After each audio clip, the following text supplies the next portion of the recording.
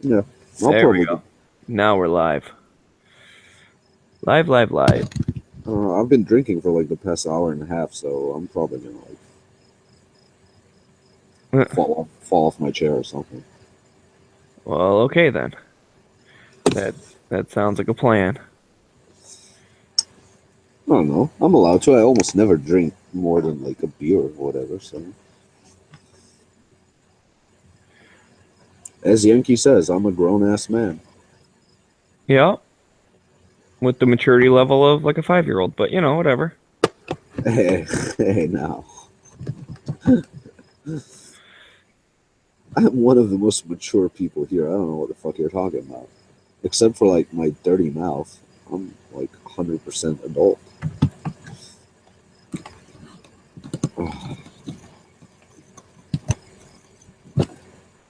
I really lost like my ability to drink. I had 2 glasses of liquor and I'm fucked up.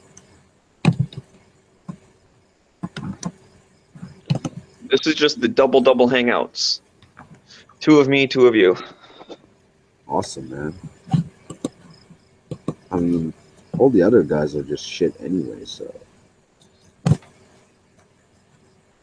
we don't need them. We can add a couple more of me and you here. Be awesome. Yeah, I'm really drunk.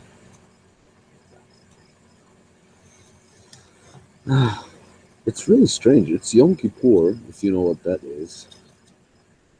So usually it's like very different from every other day because it's very quiet and shit and darn cars. But since I moved to like this small tiny place, it's always very quiet. So I don't know. Doesn't I don't feel the holiday.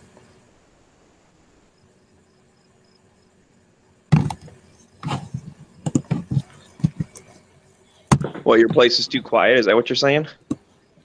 No, I'm saying usually like when I lived in the city, right? Yom Kippur, like people don't drive on Yom Kippur. Nobody drives. There aren't any cars on the road, right? So like even people like me that aren't religious don't drive on Yom Kippur. It's like out of respect. So like it's usually a very strange day because all the roads are empty and like kids can ride bicycles in the middle of the road, no problem. There aren't any cars. Uh, but I mean here there aren't any cars all the time because there are only like less than 200 families living here. So I mean, after 8 in the evening, it's pretty much dead anyway. Oh, the cars. I know what you're talking about. That's like when I go up north, we'll be sitting around the bonfire or something, and it's like something's different. You can't quite picture it, and then you realize, oh, I haven't heard a car drive by in 2.5 hours. Like you see a headlight, and you're like, oh, there are people alive up here. That's weird. Well, There was one time. This was not this most recent time, but the last time that it was just me and my buddy went up, and we were up there for our shooting weekend and whatnot, and then we're sitting around the bonfire. No, it wasn't super late. It was like 11 maybe, and the guns were put away, and we're sitting there drinking, and my house a quarter mile off the main road, headlights turned down my driveway, and I was like, "Who the fuck is this?" I'm like, "I'm just gonna step inside for a minute here." Tossed my holster on real quick, walked back out. They got about halfway down, and then I don't know if they saw the bonfire or what, but they turned around and drove back out. Or I guess they backed out. They didn't turn around. So then I would have been pissed if they drove on my fucking field. yeah, they either were horribly lost or made the very correct decision by backing the fuck out of there. Well, yeah, I mean there was a couple things going through my head. One, okay, they think no one's here and they're gonna try and break in the house or whatever. Two, they're lost. That was probably the first one actually, because most people there's like, oh, I don't know what this is. Um, Three, they wanted to freaking mug us or something. Or four, it was the cops because someone called saying, "Hey, there's like a fucking World War III going on over here. We were shooting all day, and the Tuh. cop response time is horrible." They're probably like, "Yeah, we'll have the night shift guy check on them." Yeah. I mean, in all honesty, even in bad places, the chances of someone like just being lost is usually bigger than the odds of someone actually trying to. Oh yeah, that's definitely I mislabeled my chances of you know which one it is. Like it definitely was almost completely someone just either they. Here's the thing too, it's just a 2-track. It's not like a paved driveway or nothing. Um, they could have thought it was just a trail into the woods. People go joyriding all the time. I mean, we Actually, drive around on fucking like dirt trails and seasonal roads and stuff. And there was one time we were driving on this thing, and we got there and we were in this person's like front yard. We're like, oh, I thought this was a trail, and the guy was actually home and he was outside. And so like we kind of pulled up like, hey, really sorry to bother you. Like we were going down this road it ended up at a lake. We're trying to find this lake. It's called the Lost Lake. And I don't know, it's like myth up there or whatever, and trying to figure out where it was. And so we ended up actually talking to the guy for a while about it. We're like, we thought this was the public road. And he's like, yeah, it's public road like halfway, and then technically it turns into my driveway. But there's no other road that like comes off. So like the county like plows half of it, and then they just stop and they like back out of the woods. And he's got to plow the rest if he comes up in the winter or anything. yeah. I was like having a thought that actually that's not like this realization that like people get lost in shit, and make mistakes is kind of important for gun owners. Like it's something you have to keep in mind. Like the person coming into your driveway, he might be there to jack your shit, but he also just might be lost. So right. Well, and that's the only reason I grabbed my holster was just because we are in the middle of nowhere. So if someone did want to fuck us up, like they would feel comfortable doing it. That house has been broken into before, and they probably spent a week there, and no one like I wouldn't have known. You know what I mean? Like it's. They know they're in the middle of nowhere. No one's going to see them. They can do whatever the hell they want. So that's I don't know. one of the negatives. 100%. You should always like prepare for the worst case scenario, but also like consider that someone might be just stupid or lost or weird. There are weird people that you don't need to shoot. They're just weird. Oh yeah, and that's the thing. And obviously it's not like that's why the story didn't start with. So I ran inside and posted up on the roof with my sniper rifle or whatever. I mean, my holster was sitting right there. I just got my grabbed GoPro, put it on my belt. Got my GoPro camera, my vest on. Got my belt fed. I mean, I probably could have been wearing it the whole time, anyways. Because it's private property, so I'm pretty sure like you can carry and drink. Now, in my state, you can't be concealed carrying with, like, any alcohol. Well, technically it's 0.02, but come on, that's like fucking taking a sip of beer, you're at 0.02. So you can't even really have one beer with dinner. I'm not horribly against that. I'm, like, slightly against that. I'm hit or miss on that, really. I don't know how I feel. Like, because obviously I don't want someone, like, super wasted that's going to be irresponsible, either making a mistake or like being aggressive and violent, which I mean we can't lie about it. People drink and get in fights. That's what happens. But that's also part of me why if I'm just like out at the bar and I'm having like 1 or 2 beers, I'm okay to drive home. I should be able to be okay to carry a gun because I'm not any more irrational as I was before. I think it should be the same for drinking and guns. Like if you can't drink, you shouldn't be carrying. If you can drive, you shouldn't be. I'm drunk, by the way.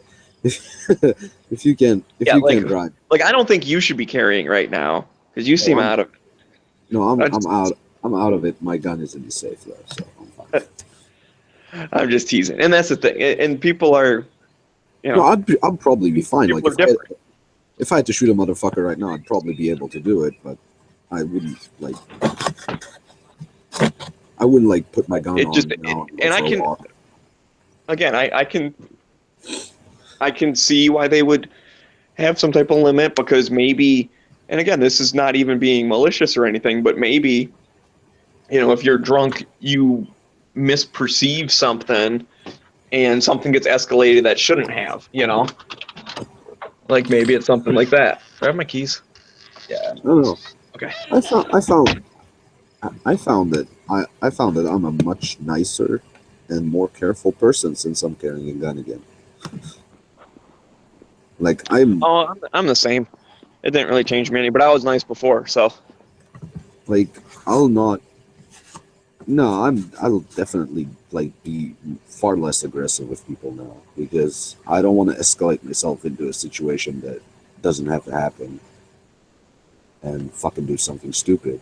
Or because there are levels of like you don't know what kind of person you're dealing with. So like let's say if someone like does something stupid on the road where before I would like roll my window down and like Jesus Christ, mates.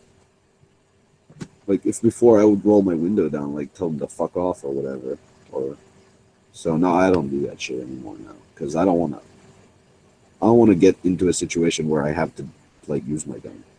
So it's kind of funny because really, when you think about it, I shouldn't have done these things before either, but kind of, I don't know.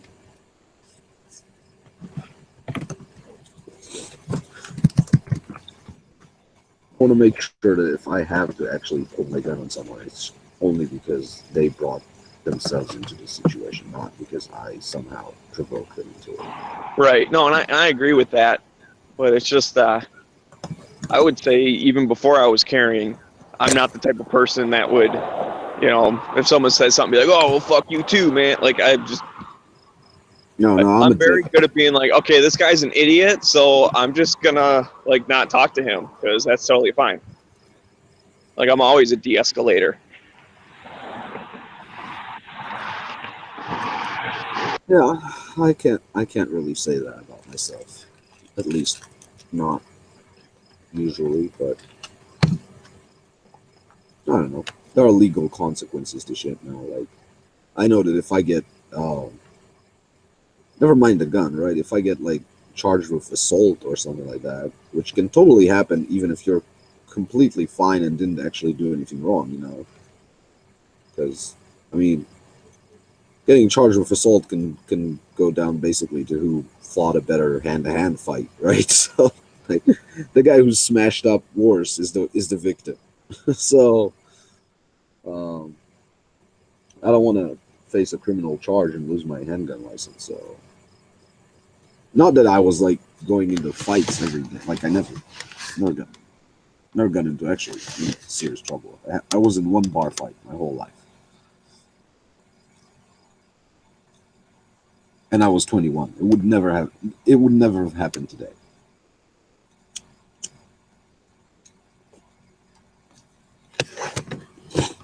Oh, the other me has just left the chat. Yeah, I saw that. Awesome. Which is weird because it wasn't showing up two of you on my phone, but it shows up two of you on my computer. Where are you heading? Guess. You're going to get gas, or you want me to guess? I want you to guess where I'm going. To get beer? No.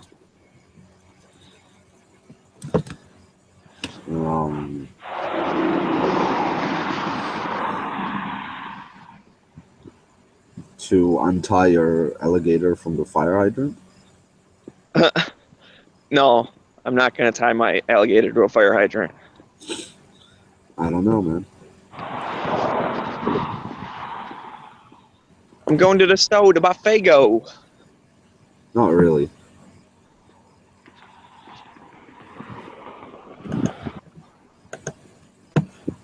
Is this like a meme now? Because I don't know.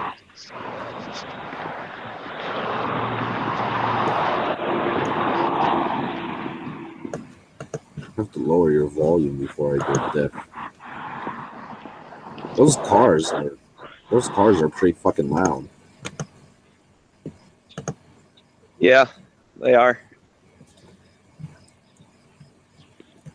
I'm walking right on the side of the road, and what do you expect, you know?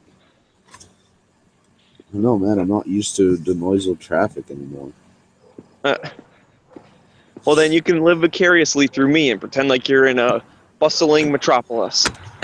I'm already living vicariously for you and pretending that I'm in a country where I can shoot a bunch of guns. That's why I'm here.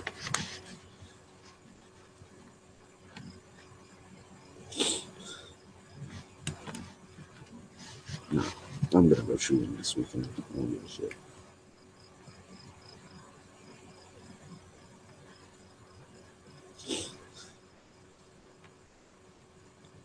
I'll go to the one range in Israel that's open on Saturday.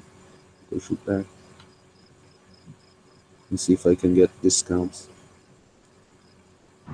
Wait a minute. It's Saturday over there right now? Oh, no. What did No. you just say? I said I'm gonna go this weekend to the one range that's open on Saturday in the entire country.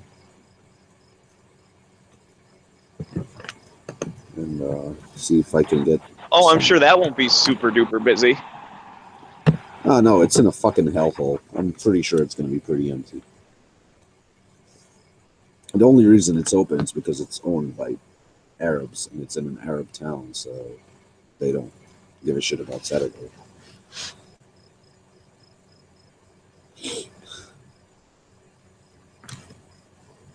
Granted, I'm pretty sure they're Christian Arabs, but still.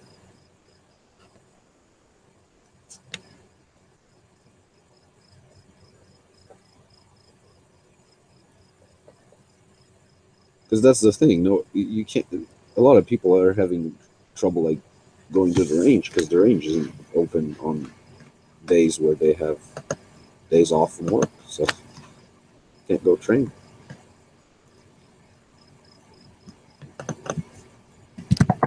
I'm not even talking about shooting for fun. I'm just talking about like maintaining your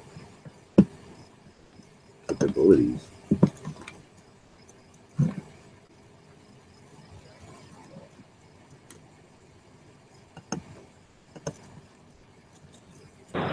Man, I don't know if it's because I'm walking or what, but it seems like it's hotter outside than it is in my house. So when I got home, I was like, it's a little chilly. I better grab my sweatshirt. Now that I'm walking, I'm like, I don't really need my sweatshirt. Yeah, you're walking too, so you're getting warmer. But yeah, that's what I think it is, maybe. I'm walking.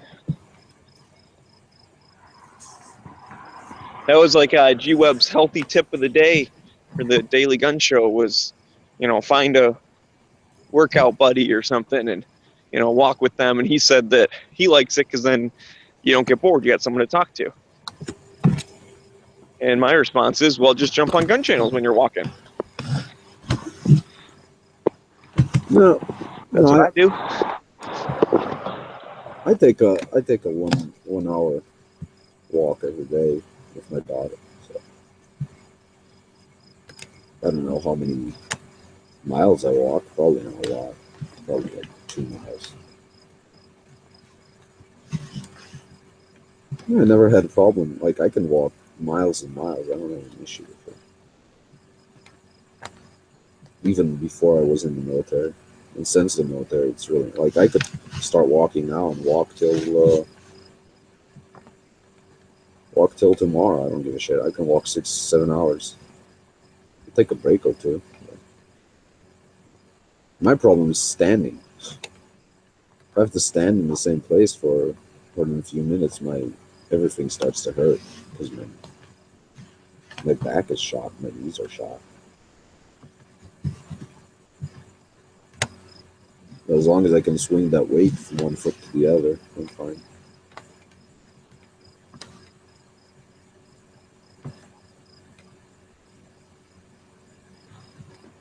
I almost wonder if I should get one of them cyborg earpieces. I'm finding it a little challenging to hear you with the cars driving by. I mean, if I hold my phone right up to my face, I can hear you. Are you holding your phone in your hand? You don't have a Bluetooth earpiece?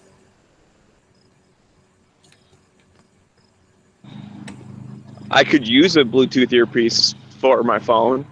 I normally don't because I think that people that like wear those things around all day are dorks. I call them No, cyborgs. you should definitely get one. They're fucking comfortable as hell. You don't have to hold your phone. They're good for driving too. I'm really not going to be able to hear it in a second because I'm walking up on a lawnmower. Yeah, it sounds like you're in an airfield in World War II and the Germans are bombing you.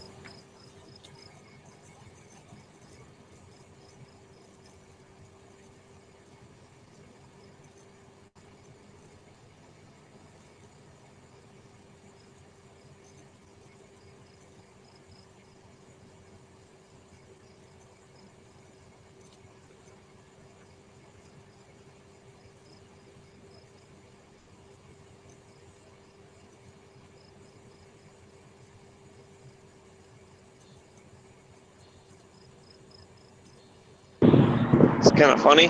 It's like a lawn company, you know, cutting the grass in front of the business. But the one store in the corner is a lawnmower repair shop. So it's like you'd think they could just like have one of their employees try it out or something. Like they probably cut their grass like once a day. Like, oh, we just fixed this thing, test it out, go mow the front lawn.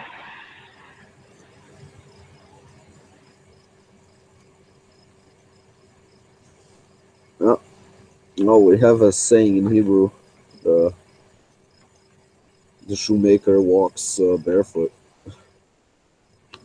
So I don't know if that makes any sense anymore.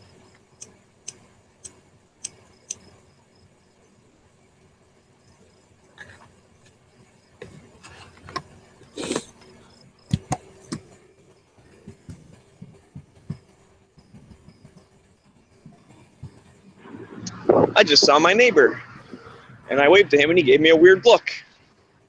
Maybe didn't What a jerk. recognize it. I'm just kidding. He's actually pretty nice.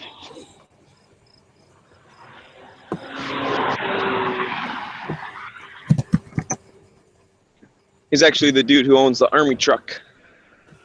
Oh, the deuce and a half? Yeah. Man, those things are nuts. You know, if you take a little bit of the air pressure out of the tires on those things, you can drive those things just about fucking everywhere. They're unbelievable.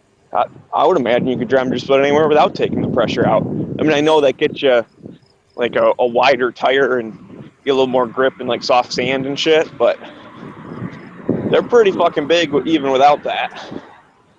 Yeah, no, but I mean like everywhere. Like places where like tanks can barely drive. If you take a little bit of the air out, you can just fucking. I know that my uncle, he did some like off-road driving thing. You know, it's one of those, what the hell? It was in a Land Rover, and it's like where all the Land Rover people get to like hang out and drive their stuff like around a little obstacle course or whatever. Right. Anyways, they kind of like taught them about how, like what you said, you know, let your air out of the tires a little bit. So he was up north one of the winters, and he was plowing some snow, and he decided that he should let some air out of the tire of my dad's tractor. And it's like, are you fucking serious? Like, you realize those back tire wheel, you know, they're fucking, I don't know, they're like 6 foot diameter or some shit, and big ass wide tire. Like, you're not getting stuck. Letting air out of those tires is not helping you any. No, you only do it if you have problems. You don't do it if you don't have problems. No, I know. That's what I'm saying. He's like, well, I'm going to get better traction. So he like let the air out of the tires. Plus, my dad was like, you're a fucking idiot. Especially because the back tires are fucking like, I don't know, they're filled with something else and then plus like a little bit of air. It's like Yeah. if you break the fucking seal, you know, the like break the bead and like all that shit goes out, like those tires are like a couple $1,000 to replace. Like don't fuck up my tractor, you asshole. Yeah. I forget what my dad said they were filled with. I remember him saying something. But, you know, they're like I think they have nitrogen in them. Or some other shit. They have some, yeah. Um,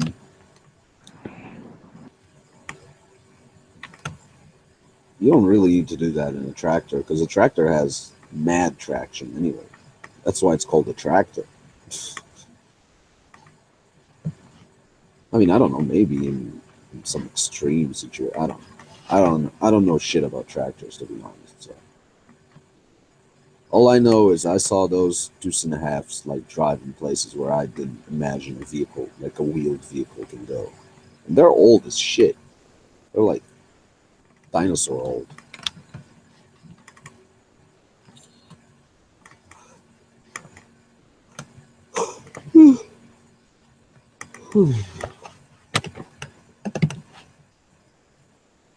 Yeah. Tony Hi, says all. Tony says it's calcium chloride.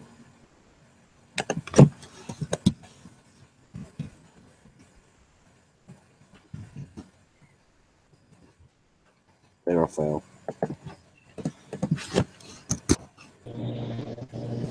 how's it going, man?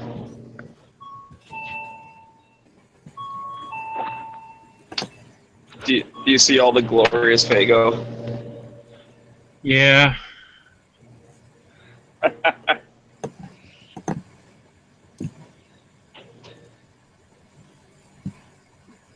I just drank my last Fago. It was fruit punch. I just drank the last of my liquor. No! I'm fucking drunk.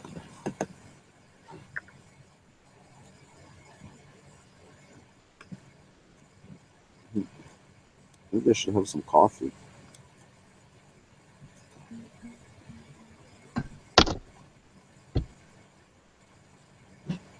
Wait, let me mute this.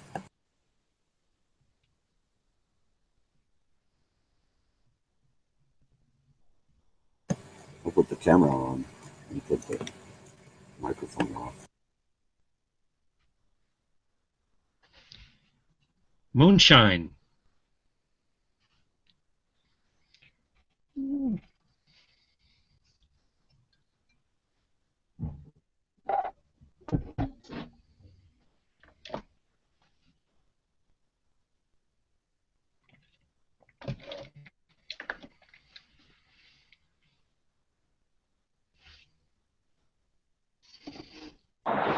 Okay. Got that taken care of. Now the question is, do I get You got your food supply? now or no? Yeah, food. I should get food? Yeah, you should get food. Well, see, here's my dilemma. If I get food, I could go that way. That's a kind of a long walk. Okay, so I was just thinking, so basically, the only thing I'm really going to walk past is McDonald's. I don't have to, like, either eat there or, like, carry it back to my house. Or I could order a pizza and then be back there by, like, the time the delivery shows up. Hmm. I was thinking about walking by and picking it up, but then, like, because it's not too far from where I am now, but then I got to walk, like, 2.5 miles holding a pizza. Yeah. Because it's not one that I can, like, eat Wow. inside the store. I don't want to, like, sit in the parking lot eating pizza. I think I might do that. I might just order a pizza. Okay. Glad we got that sorted out. Food. Good call.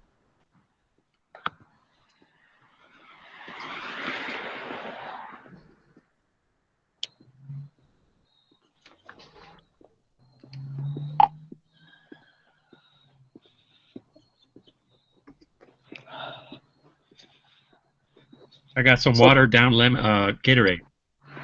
Ew. I don't want to drink too much sugar today. I already had a pop.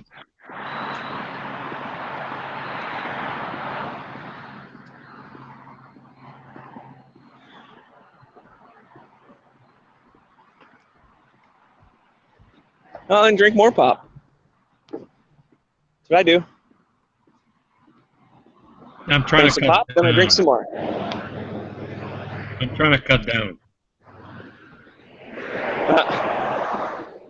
Like yesterday, So I I guess drank you're three. addicted to something, and then you're already trying to stop. Okay. This should Damn it, I'm start- not gonna make this light. That sucks. I might as well walk slow so I don't have to stand there as long. Yeah, I got my coffee without sugar too, because I.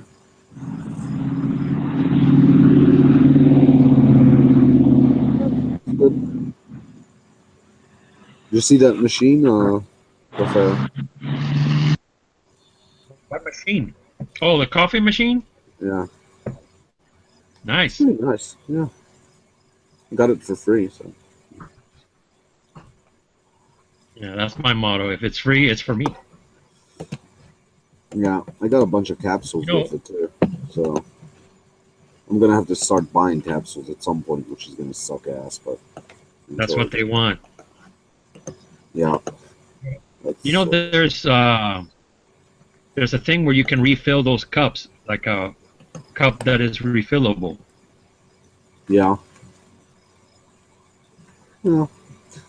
No, I'll just. I mean, it's better if I just don't drink like 6 cups of coffee a day. I drink 2. 2 cups a day? My breakfast. 2 No, cups. that's fine. But it's Cuban coffee. Yeah, I saw the insane device that you have. Sock. Yeah.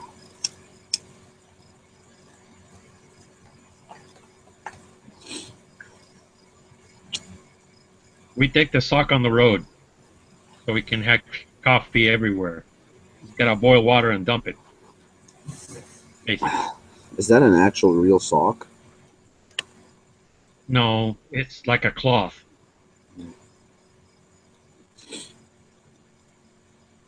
A Chinese cloth. Good stuff.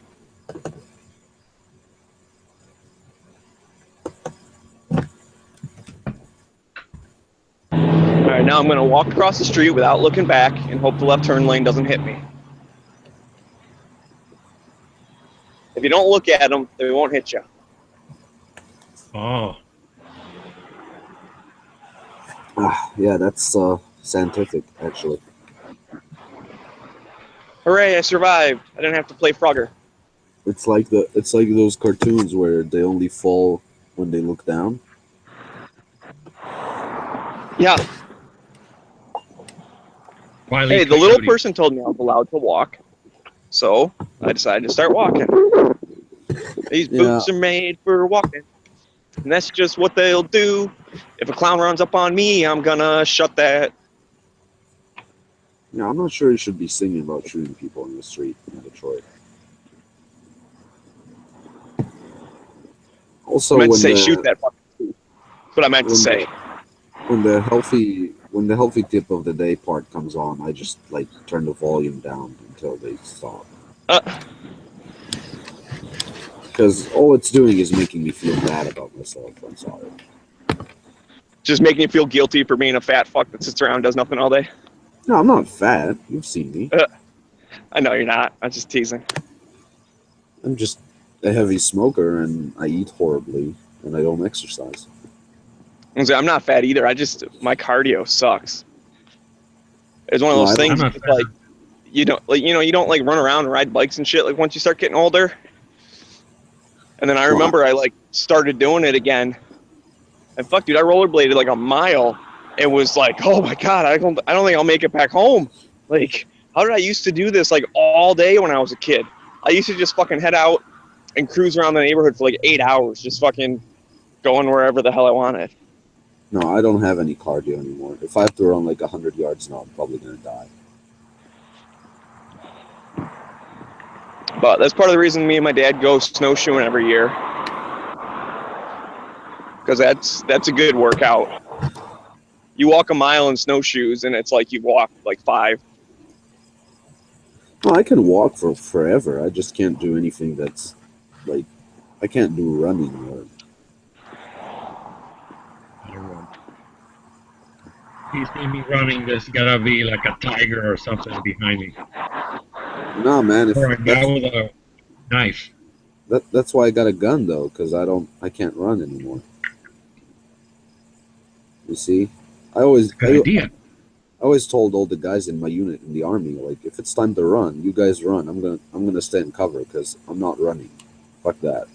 It's too much hard work. I'm just gonna die and be a hero. Don't tell anyone that I was a hero just because I'm a lazy fuck.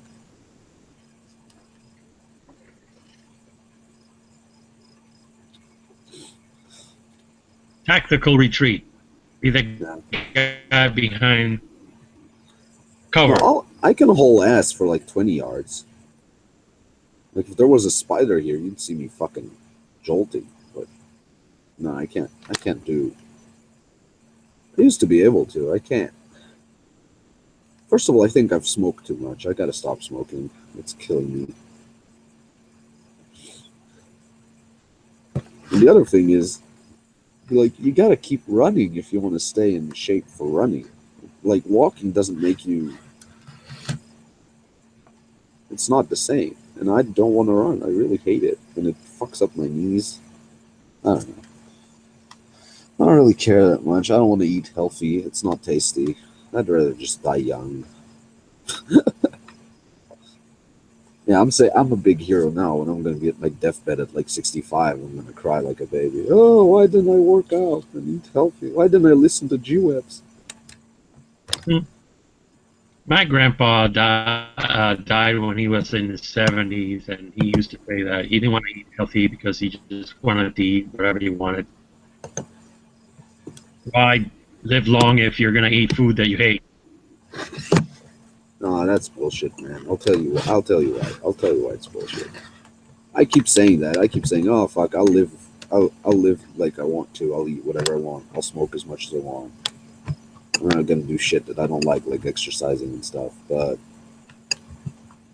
the perspective is, I have a daughter, and as time goes by, you realize, actually, if I have to choose to have 5 more years with my daughter and my wife, or eat a steak every day, yeah, I'd rather fucking have 5 more years and eat lettuce. Like, so. Yeah, I definitely need like a private revolution. I don't think that I shouldn't eat meat. Like, I'll definitely. No, I'm pretty. Actually, when my wife is here, now that my wife is back, I'm pretty good about that. I eat vegetables and shit. I just smoke too much. I have to stop smoking. It's fucking horrible. I wish I could do that, But vegetables, they don't keep long, and if I forget, they start growing stuff on them. no, man. I don't make a good vegetable. If I want like fruit, I get it in a little can. Oh yeah, get canned vegetables. Canned vegetables and canned fruit have a bunch of nutritious value in them. It's not true. People say they're not healthy, but it's not true. They got the stuff in them.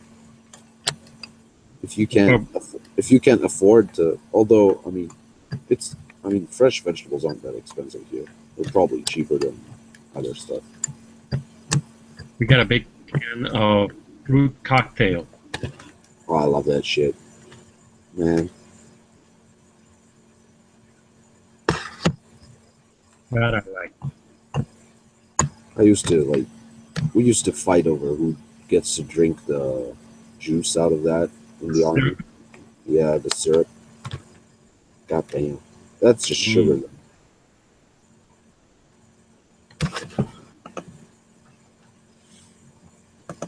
That's what I like, fruit-wise. if I want vegetables, I buy a sandwich at the Subway, Yeah, but I and mean, that's you where can, I eat you can vegetables. like go to the store and buy a fruit, you know, like an apple, and eat an apple. You don't have to keep it in your Yeah, refrigerator. I don't know. I don't remember how I don't. vegetables. I don't remember how vegetables are packed in the U.S. Because in Israel, you just like show up at the supermarket and they're not packed. Like they're you just take as many as you want and then pay for as much as you took. So you don't have to buy 6 tomatoes. You can buy 1 tomato. You can do that. You can put it in a little baggie, Yeah, and they tell you what it is at the register, they weigh it and stuff. yeah. So I mean, you're not gonna forget. You can buy 1 tomato. Yeah, but I hate going to the store. It's a nightmare. Yeah, but I mean, man, you're not like getting younger. You know, I mean, Yeah. gotta eat. Gotta eat your.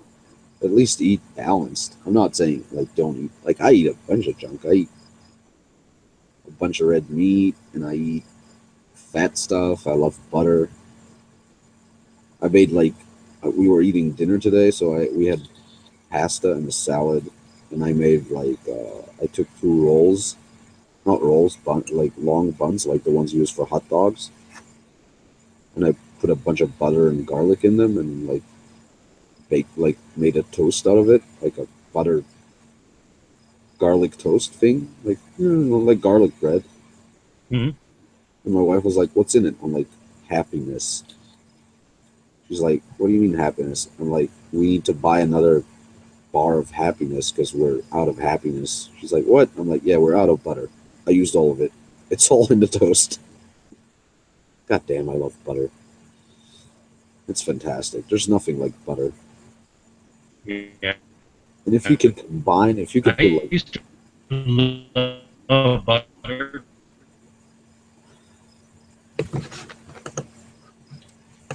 In the U.S. for we used to be phone. It's my sister. The phone will pick up. I hope.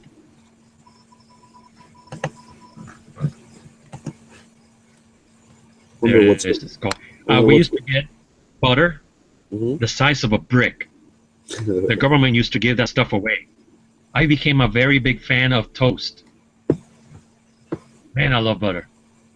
Yeah, butter's awesome, and it's not I had a expensive. yeah, I had a toaster that you could eat like 8 slices of bread at a time. You know, and it's a government supervised product in Israel too. So I got a pretty cool camp toaster. It's like a metal disc, and then there's like 4 little like wires that fold up, and they kind of lock into each other. And you put that over like a little burner, or I don't know, like a little campfire or something. You put your bread on there, and it starts getting toasted. Then you turn it around, toast the other side. That's pretty neat. It works pretty well.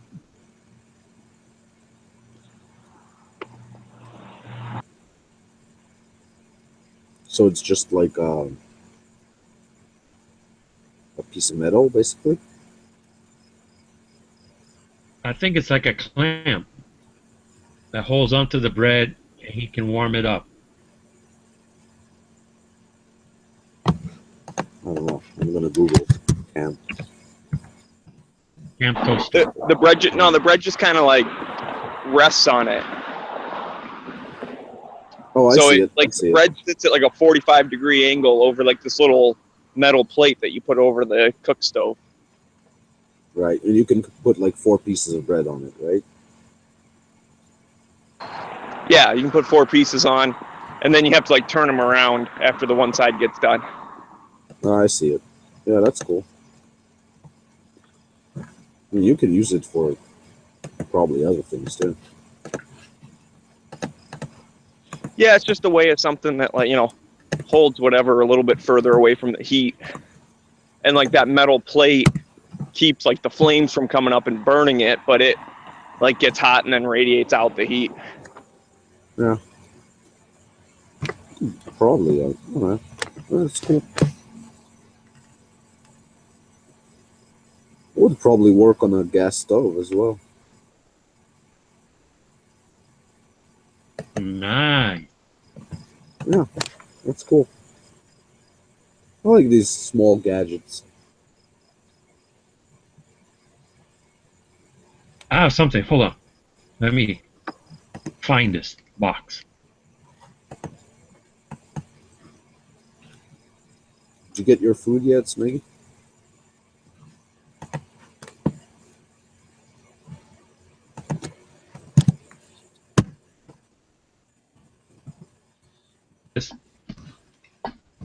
I haven't opened it. I think I got this for Christmas from my sister. It's a sandwich maker. Yeah, a sandwich press. Oh yeah. I love that thing. When I was a kid,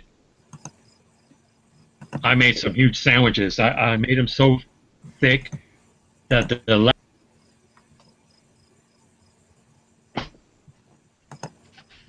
Yeah, I got good one of old those. days. Mm-hmm. Mm-hmm. I haven't those at home. And I have to clean it up.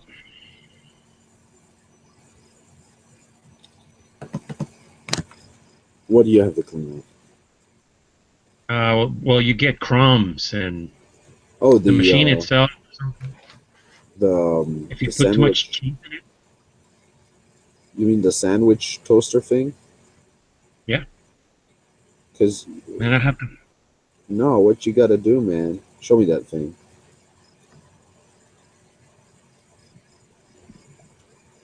Yeah. So, dude, I got one of those. Just you gotta get some aluminum foil, and you put aluminum foil in it like that.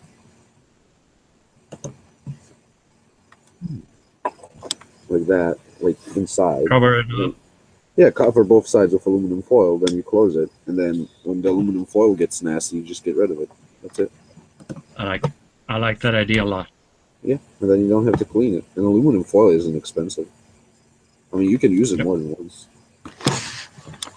That's what I do when I mean, I don't really care if there are crumbs on it, but when I do something that I know is gonna like leak, like if you make a grilled cheese sandwich in it, Mm-hmm. and then you have the yellow cheese is like leaking off the sides, and just put aluminum foil.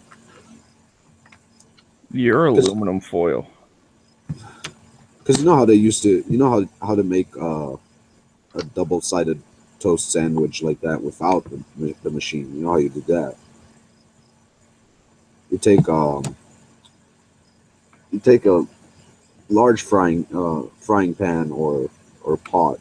You put it on the gas stove. You put the sandwich inside, and then you take another one that fits in that one, and you put it on top of it. And then if you want to press it, you fill it with water or whatever, so it has some weight to it. Instead of just flipping the sandwich over? No, because you want to like press it and toast it at the same time, man. What does the pressing do? It makes it magical. It makes it taste better? No, it's just, haven't you ever used one of those press toast machines? No, I have not. Well, you can't be part of this conversation. I'm sorry. I know that it's your lobby and it's actually supposed to be about guns, but I'm sorry. Look, I'm sorry, I have no idea what the fuck you're talking about. Pressing food. it's like you can't see the video either because you're on your mobile, right? So I don't know how to explain this to you. It's like, Sandwich grill. yeah, it's a sandwich grill. Like when you ask for a sandwich like at Subway and they press it. I've never seen them press it. They would just squish it. I don't understand. Why does squishing it make it taste better? It doesn't. It just allows you to it allows you to toast both sides at the same time, and you can put a bunch more stuff in it and still be able to fit it in your mouth because it's flatter. I think that sounds like witchcraft. It is witchcraft. And you can make like everything in it. You can, I mean, not that one that Raphael has because it has that triangle cut thing in the middle, right? Yeah, mine doesn't have that. Mine doesn't have that, so I can. Yeah, it cuts it in the middle. Yeah, if I feel super lazy, I can just like grill like meat in it and stuff. Wow. I'm surprised that, like Smeggy, I'm surprised you're a man living alone. I would imagine that you'd be like using this device every day to like survive. It's like the ultimate tool Yeah. for. This is a must-have for every bachelor pad. Yeah, man. And you can get those for probably like $10. I mean, not a great one, but a working one. The one I have probably cost like $20 in Israel, and Israel is expensive. So I bought at the time I went to the store, and they had a microwave oven, that thing, and a toaster oven for like $70 for all of them together, all three. I'm like, yeah, get me some of that. Got my whole kitchen because I didn't have an oven. I didn't have anything. It was when we just moved in together, me and my wife. So it was like, yeah, and it was all Chinese junk. I was like, this is not gonna last. Well, they're all still working. We're 5 years later. I still have all three of them. Good deal. Yeah, man. I'm actually shocked that they're still, and we use them heavily. I mean, the toaster oven is packed up somewhere because we got an oven later, but the microwave, I can't believe that microwave is still working. It's such a shitty microwave. It was like standalone, it was $20 or something like that. Maybe 25.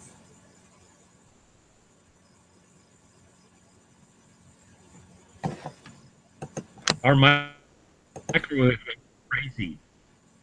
Huh? Your robot in there. Well, my microwave is crazy now. It beeps and it says lock on the little screen.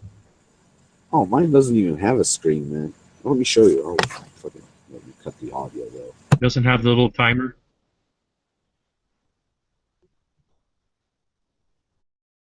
Doesn't have anything. Okay.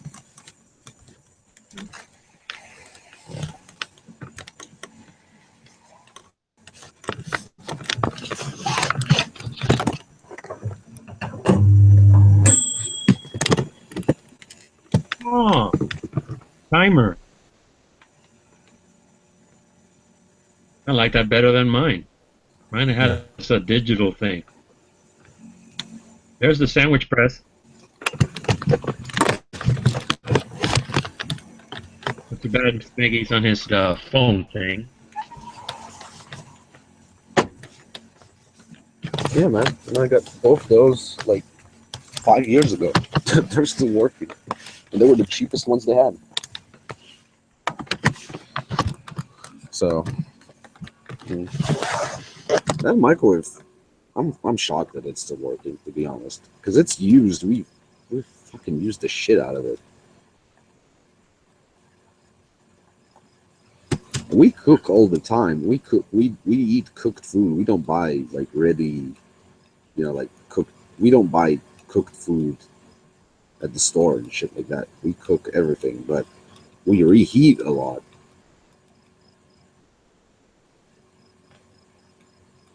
Yeah, I used to my microwave. I was waiting for it to break down, to be honest, because it's small. The only problem I have with it is that it's tiny. It's a tiny microwave, so it doesn't fit a lot of our bigger dishes. But for a plate, it's exactly the size of our plates. I don't know, man. I've cooked meals in that microwave when like I forgot to, because we don't get the gas in pipes here. Like our gas, we have gas bottles at home, like gas tanks at home. So, and I'm really bad about stuff like that. So I forget to call the company and tell them that I need new tanks. So then you have to wait for 2 or 3 days for them to bring new gas tanks. So I've cooked entire meals on that microwave, like potatoes in the microwave, rice in the microwave. You can cook you can cook corn in the microwave. You can cook anything. The only thing I wouldn't cook in a microwave is meat, because that, I mean, that never goes like that. That's always shit. But other than that, I have some other tricks though. I have like, the thing is, when my grandma had the Alzheimer's. She still does, actually. She's still alive somewhere. She's in like some institute somewhere, but she's like fucking out of it. She doesn't know what her name is. She doesn't know. She doesn't know shit. She's a vegetable for all intents and purposes. But she had the Alzheimer's, and people would like call, those sales representatives, or like that are selling all this crap, would call and like sell her a bunch of shit. So, and she bought all of it because she had Alzheimer's, and someone would call and say, "I have a great deal for you," and she's like, "Oh, that sounds excellent. Here's my credit card number." So, so when my grandfather died, she was already in the institute, and he died. We cleared out his apartment, so I got a bunch of shit because she bought all of it, and they never used it. It was all in the boxes because they didn't need it. So I have all sorts of electric cooking devices like have one of those electric frying pans. It's like a, but you can do anything with it. It's basically like, it's an electric frying pan. I don't know how to explain it. You can, Yeah, that's a brilliant idea. yeah, it's basically a hot plate, right? Just it's shaped like a frying pan, so you can fry shit on it. You can fry meat, you can fry eggs, you can do anything with it. And when you're shit like me about remembering to pay your bills and order gas tanks, that comes in handy. Because they're never going to cut your electricity bill. Like, they're never going to cut your electricity in Israel. If you don't pay your electricity in Israel, they might like reduce your capacity to the point where you can only like run your fridge or something, but they're never going to cut it off completely. That almost never. So, actually, even though, and the other thing is, you can have, you can set up the payment for your electricity bill that it'll go, every month. It gets paid. It gets paid automatically. You can't do it with the gas, so I don't need to remember my electricity bill. It gets paid. The gas, I've forgotten like 5 or 6 times in the last 5 years, and we were stuck without gas for a couple of days, which is a pain in the ass. Yeah, we used to have gas, Oh, but gas we is didn't have to wait a couple. no, gas is awesome. I like gas. I don't like cooking on an electric stove. I don't Yeah. like cooking on an electric stove because you don't get a feeling for it. I don't know if you cook, but Well, your mom. Well, I don't know. You don't get a feel for the fire when it's an electric stove. When it's gas, you can really play with it, and I like cooking. So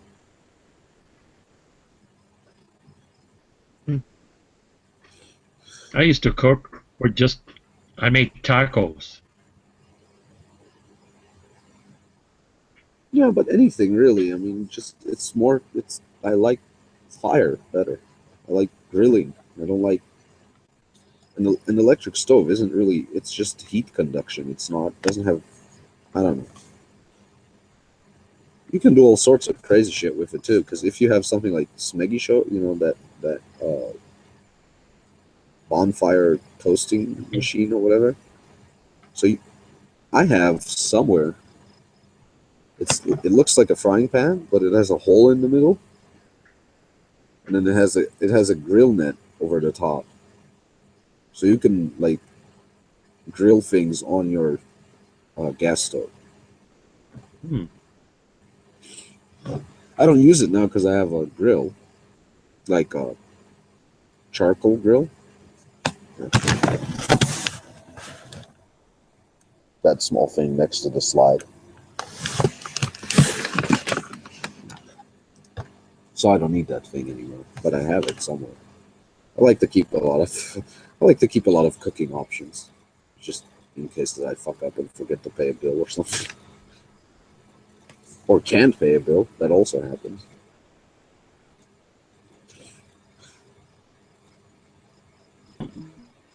We rarely use it.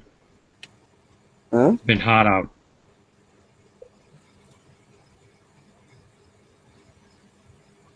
We have a grill. Rarely use it. We got it for free somewhere. Is it a gas grill or No, Okay. charcoal. Yeah, It's one of charcoal. those bowls. Oh yeah, those rust like hell though. They don't like It's out of humidity. the. You know Also, what- people don't like them when they throw. They tend to throw them away, so we get them. I don't care about the wheel. No, yeah, they get screwed up. This one is really like rudimentary. My dad got it for me. You can get those for like $10 here, or $15. It's nothing. I mean, it's a box with a stand, but it's. I mean, it's good because it hasn't rusted yet, which I don't like it when it's rusted. And but you got to treat it. You know, you got to treat your charcoal grill a little bit better than you do other things. You gotta. I have aluminum foil on the bottom, and then over the aluminum foil you put sand.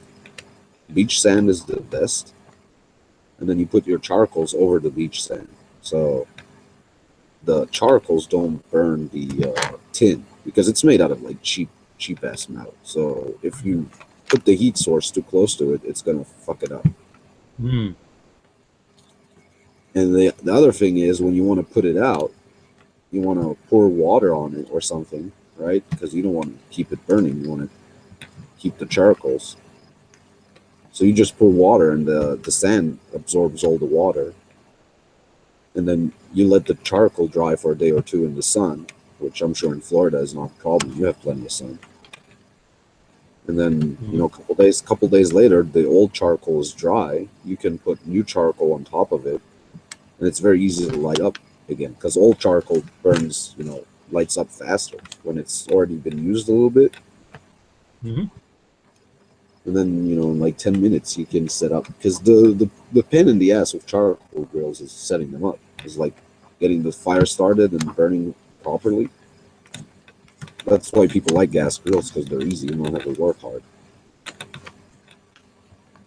Yeah. I used to be bad about waiting for the flame to go down and for the charcoal to be right. Start cooking now. Yeah, well, that's the thing though. If you have this, because what's the problem is you need to use a lot of charcoal, so the fire is at a certain distance from the net, right? From the grill net. But if you put sand on the bottom, you don't have to use as much charcoal. Like I still have a bag here of charcoal, and I've used it like 5 or 6 times, and I'm not even halfway through because most of the thing is full of just sand. I have a layer of charcoal this thick. All the rest is sand. Just tricks that you learn. Yeah, but it's a very common method of cooking here too. It's like, Temperature's getting down here nice. It's been nice outside, so I might cook something. yeah, man, doesn't have to I be got some hot dog. Yeah, hot dogs on the grill are fine. I mean, I got some charcoal over there. You know, you got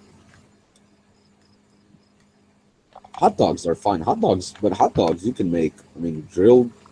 You can boil them. They're good boiled too. Yeah, that's what I usually have.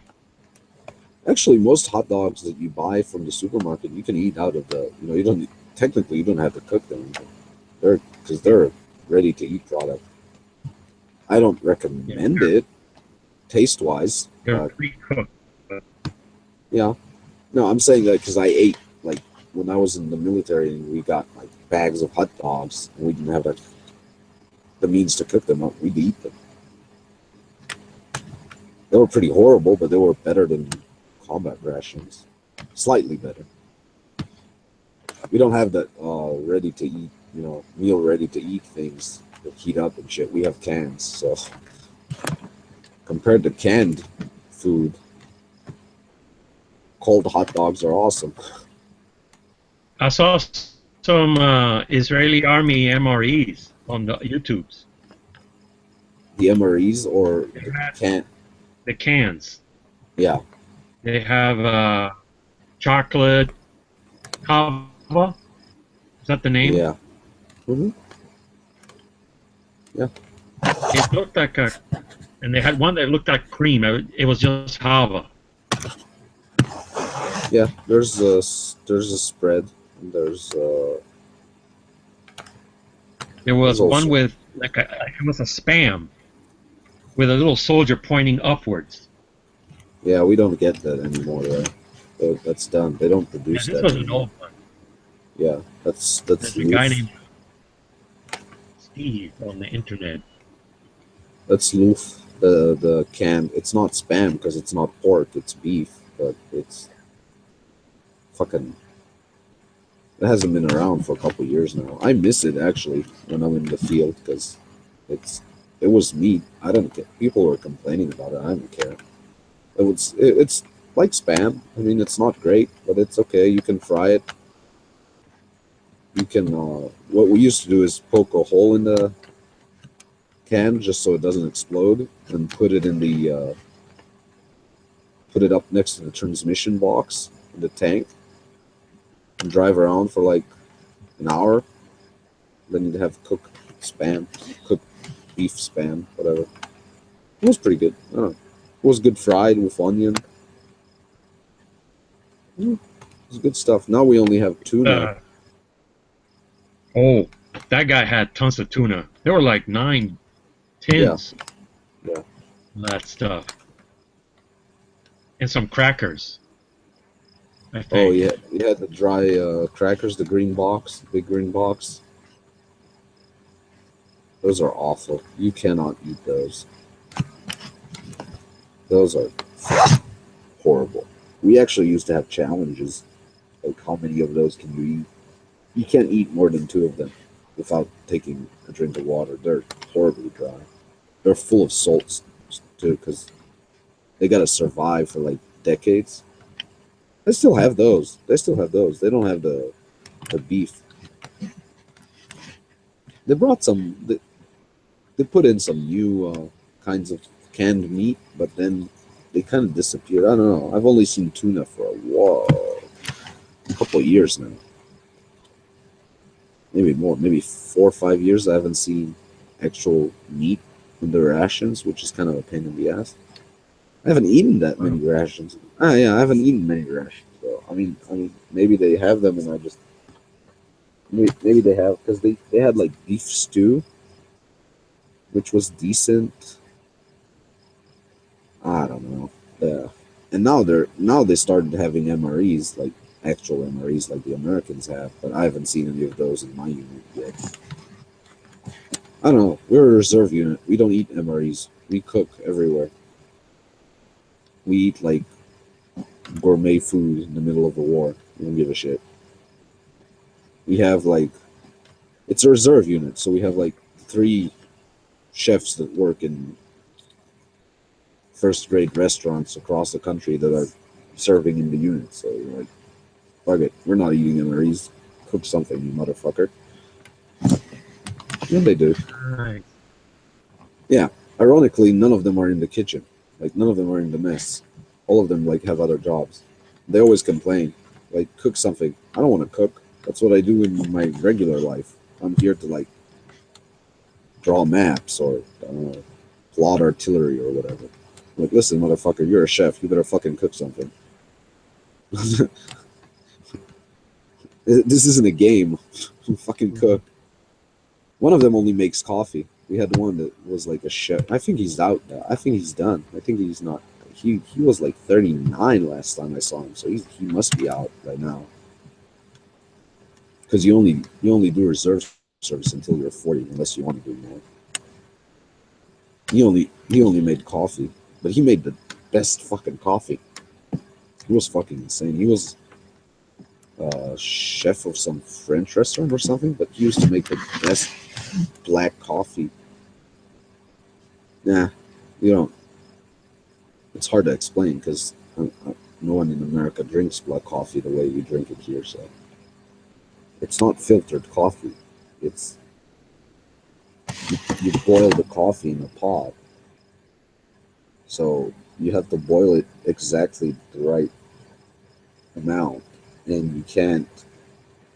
And then you have to let it sit the right amount of time, so all the powder, like all the coffee residue, goes to the bottom, so you only get liquid. It's kind of, and there are all sorts of fucking mysterious ways of doing it. You know, boil the coffee 7 times, but don't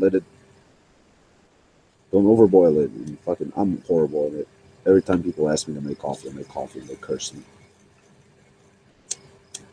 You need the stock. No, you can't filter it. You don't Nope. understand. It has to be like insanely strong, Oh. and you can't filter it. And if you filter it, people will complain. They're fucking bitches about it.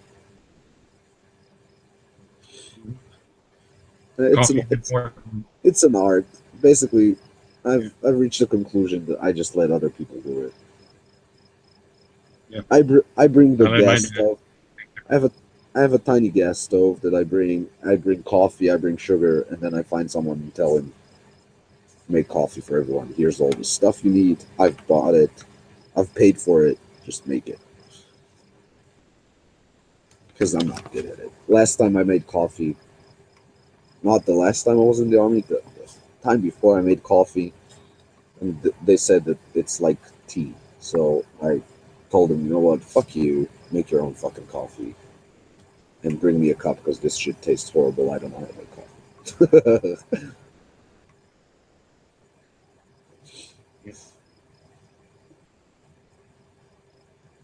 Yeah, it is the person making the coffee that makes it good or bad. When my mom cooks, she makes the coffee, it tastes different than when my dad makes the coffee, and it's the same coffee. I don't I don't make coffee. No, I make a decent instant coffee, but that, like cooking coffee, actually cooking it, that's This my dad is Cuban, and one of the things I like about their culture is that everywhere you go, if you're welcome, they'll make you coffee. That's nice. So today we mowed this guy's lawn, this old guy, and his wife makes some really good coffee. A good thing about Cuban culture. yeah. You have the One time, way back in Cuba, my dad, actually it was my grandfather, he had a visitor to his house, a guy named Fidel Castro right. came over. And Fidel, of course, he wanted some coffee. You know, he was being welcome to the house, so they wanted to get, but they ran out of sugar. They had no sugar in the house, and my dad, my grandpa, had to race to his store and go get some sugar for Fidel. Years later, he said, if I would have known what a bastard that guy turned out to be, I would have put rat poison in there. Yeah, man. I was gonna say you should have poisoned the motherfucker. Yeah.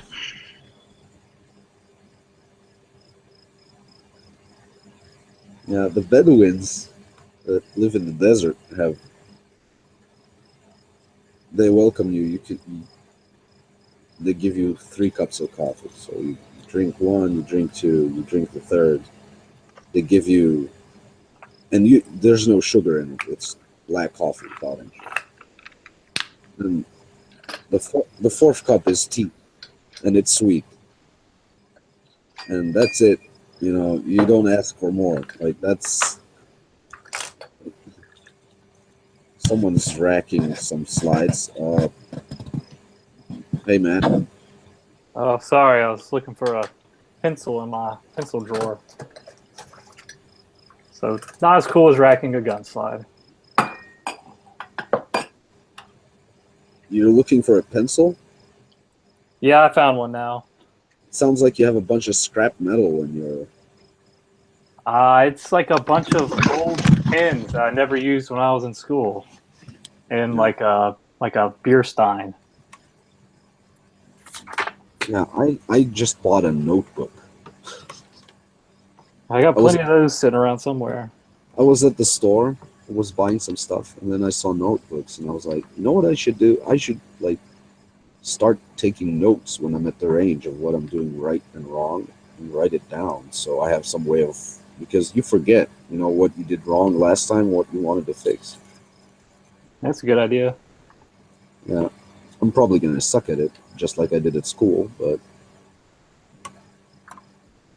I want to sit down with my with the guy, well, my shooting instructor, the guy who's instructing at the range, and, like, set some goals and shit, because I feel like I want to get the max amount that I can out of the ammo that I'm shooting as far as my capabilities go. A while back, someone on Gun Channel was talking about how, you know, they record themselves at the range if the range lets them, so then they can, like, go back and look at, like, what they're doing right, what they're doing wrong. Yeah, I don't know. I feel like I want to push it out of, like, you know, he's a fucking hell of a shooter, and he's a very good shooting instructor. You know what I like about him? I feel very lucky that I found a range where I can, because you have to have an instructor in Israel, right? You can't, like, it's not like you go in the range and just shoot. You got to have the guy standing next to you. That's basically the law. So, and, you know, I've had a bunch. I've had ones that just stand there and make sure you don't shoot yourself, you know?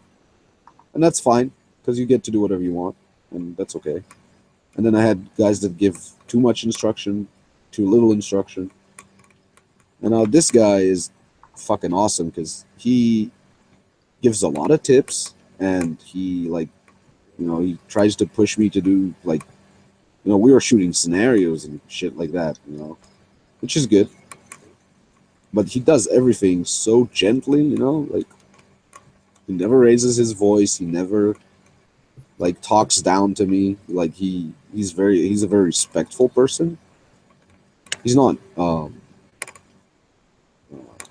he's, like, not politically correct. He's just like me. He says what he thinks, but he says it very calmly and, like, with humor and shit. So it's fun to shoot.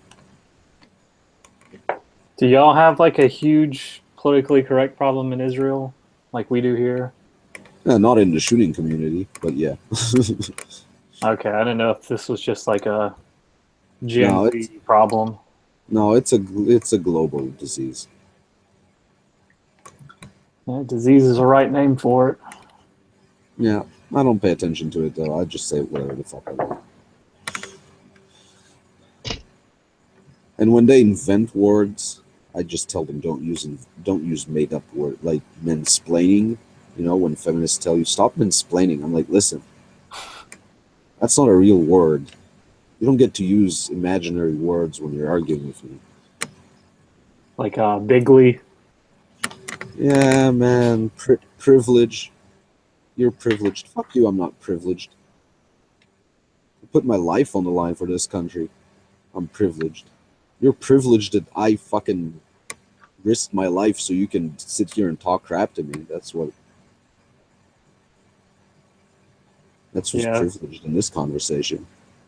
Like people are like, "Oh, check your privilege." I was like, "Yes, let me go show you the mansion that I live on because I'm a white guy." Well, no, look, I'm a very fortunate person. I come from a well-to-do family, and I'm, but they didn't steal it from anybody. They fucking worked hard for it. Yeah, that's kind of how my situation. Like my parents, they made good decisions in their life, and they've been able to give me and my sister a pretty good life.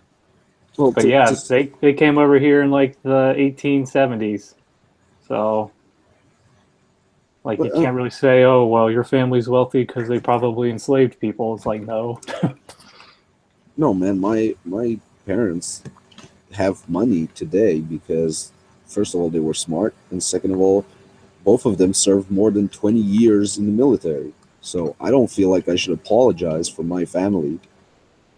And I'm talking about years where they cut pay for military officers, where they had shit conditions, shit pay, shit, everything, and they kept on. So like, I feel it's like fucking, I don't know.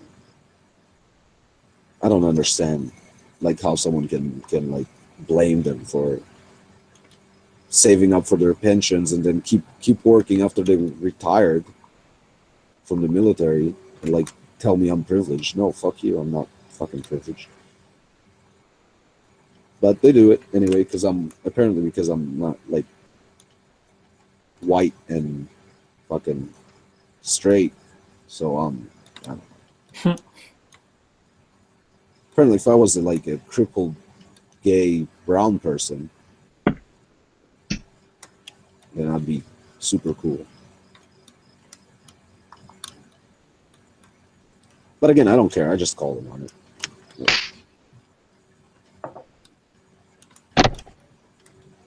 Yeah, one of my coworkers the other day, we started talking about politics, and she's an older, black lady, and she was like, "Who you going to vote for?" I was like, "I don't know yet." And she was like, "You're not going to vote for Clinton?" I was just like, "Hell no, I'm not voting for Clinton." She was like, "See, you're like people like you are part of the problem," because I was talking about maybe voting third party, and I was like, "Oh, you mean third party like the Republican Party that ended slavery? That third party?" Yeah. And I don't think she had any idea that the Republican Party was responsible for ending slavery. Yeah, that's kind of I mean, it's a funny card to play, but it's not really that relevant today. Because the contents of those two parties kind of shifted and changed in all sorts of ways since the late 19th century, but whatever. Yeah. Everybody right now in the U.S., everyone is a part of the problem. But I don't know. I don't understand how I can understand how people are saying that they're not going to vote for Trump or they're not going to vote for. I don't understand how anybody can be happy with what you guys ended up with because I feel like both of the options are pretty fucking horrible. I am not like. Trump's the best option. Yeah, I don't know. He might be. I don't know. I don't know. Anyone who can, make billion-dollar businesses and make them succeed and is not a lifetime career politician is a much better choice than any career politician, no matter what party.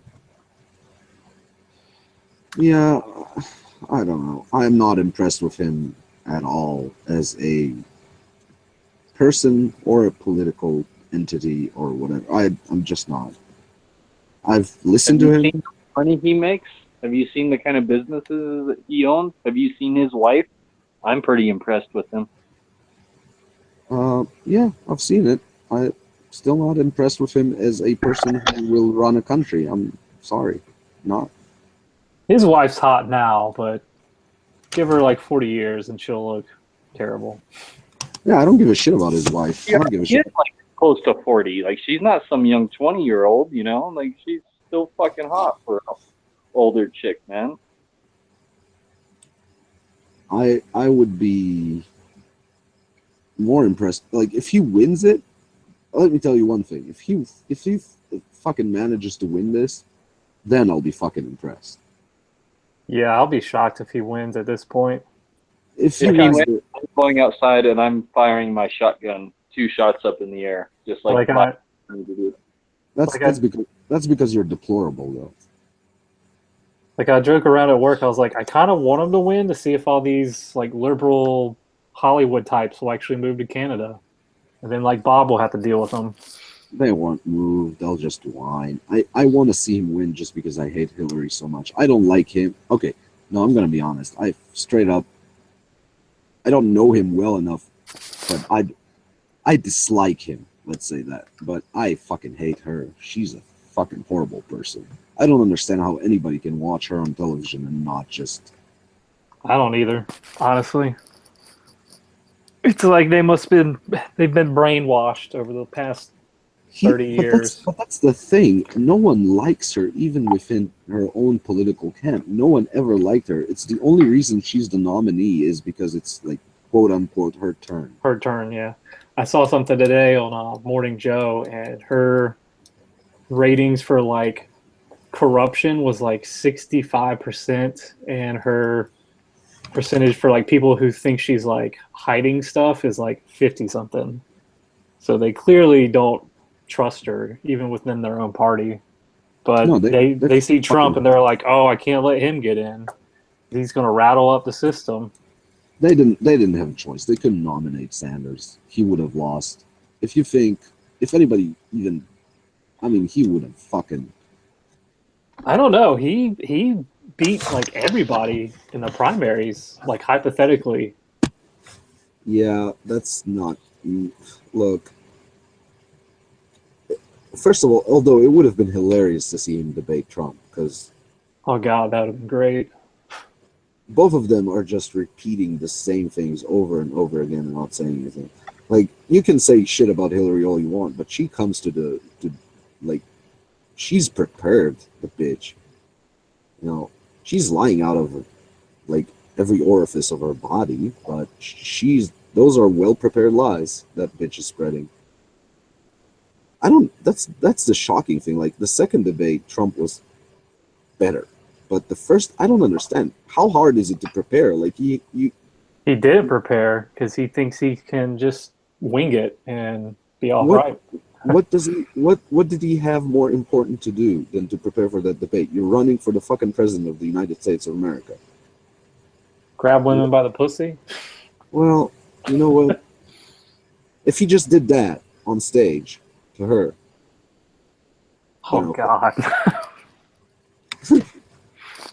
I would have been cool with it. I would have been like, he didn't prepare, but he grabbed her by the pussy.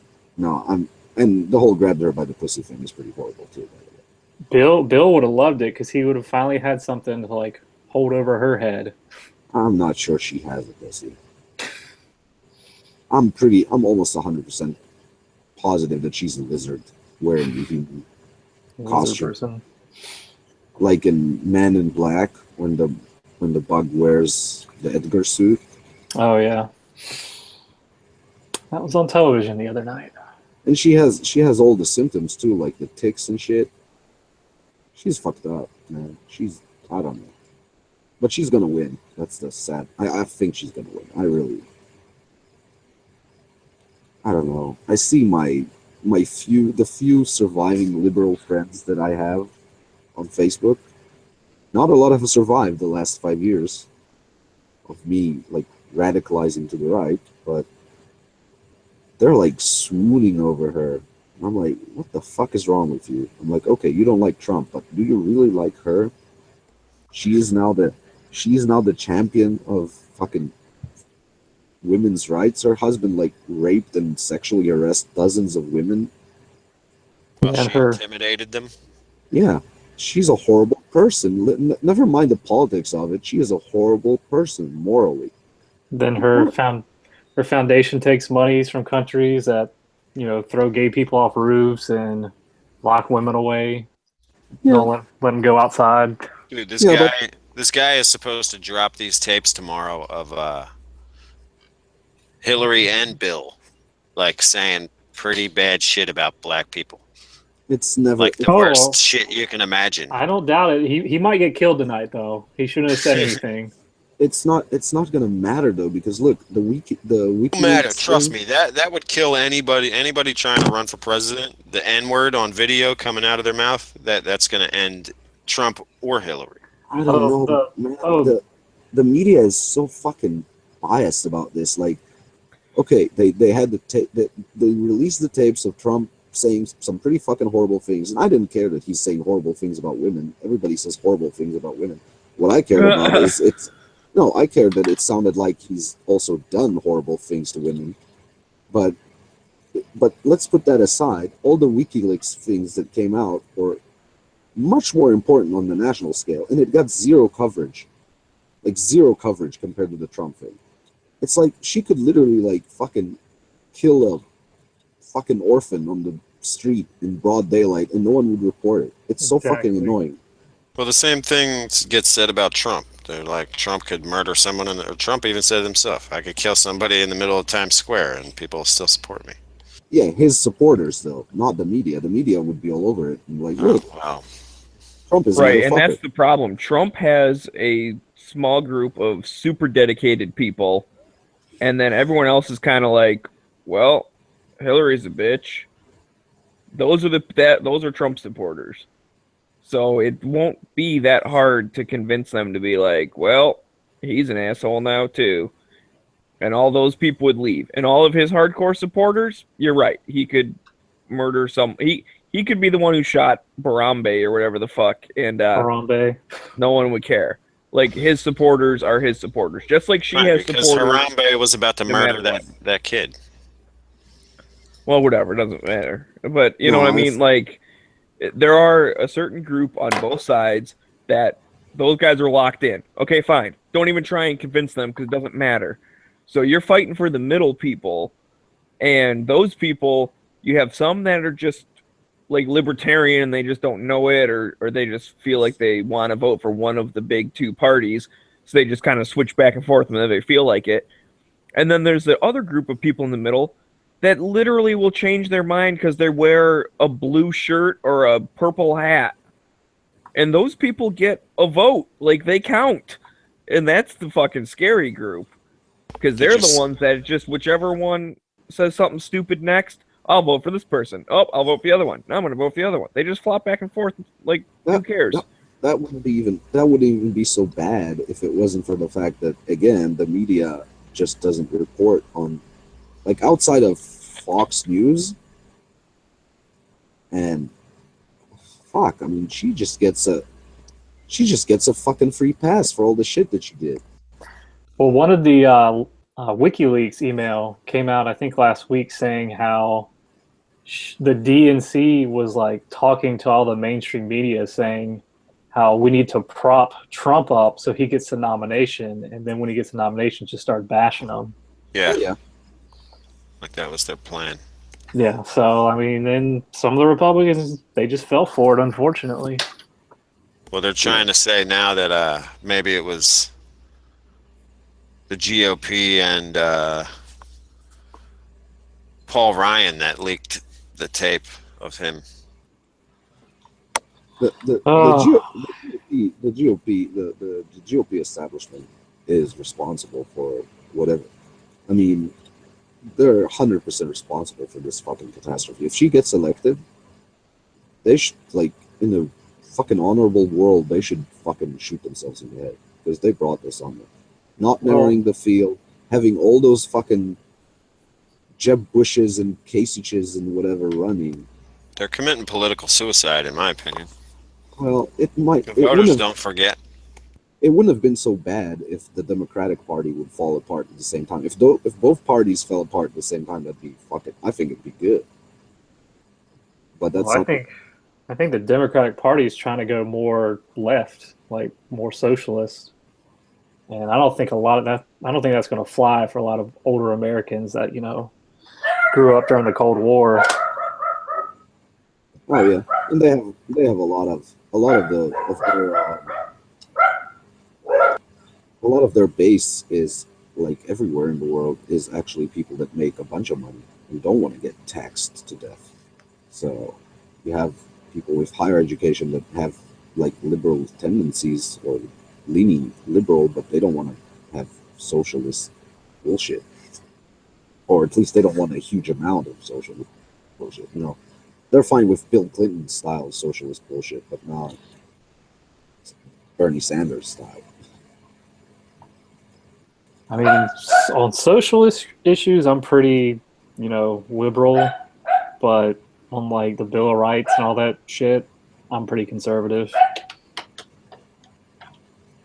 No, I'll tell you what the problem is. The problem is once you start to like give them all that shit, it fucking snowballs. You know, it's like a fire that can't be it's always just that 1 inch more of nanny state. Like Yeah. even it starts with reasonable shit and it goes. That's the problem with gun control too. You can have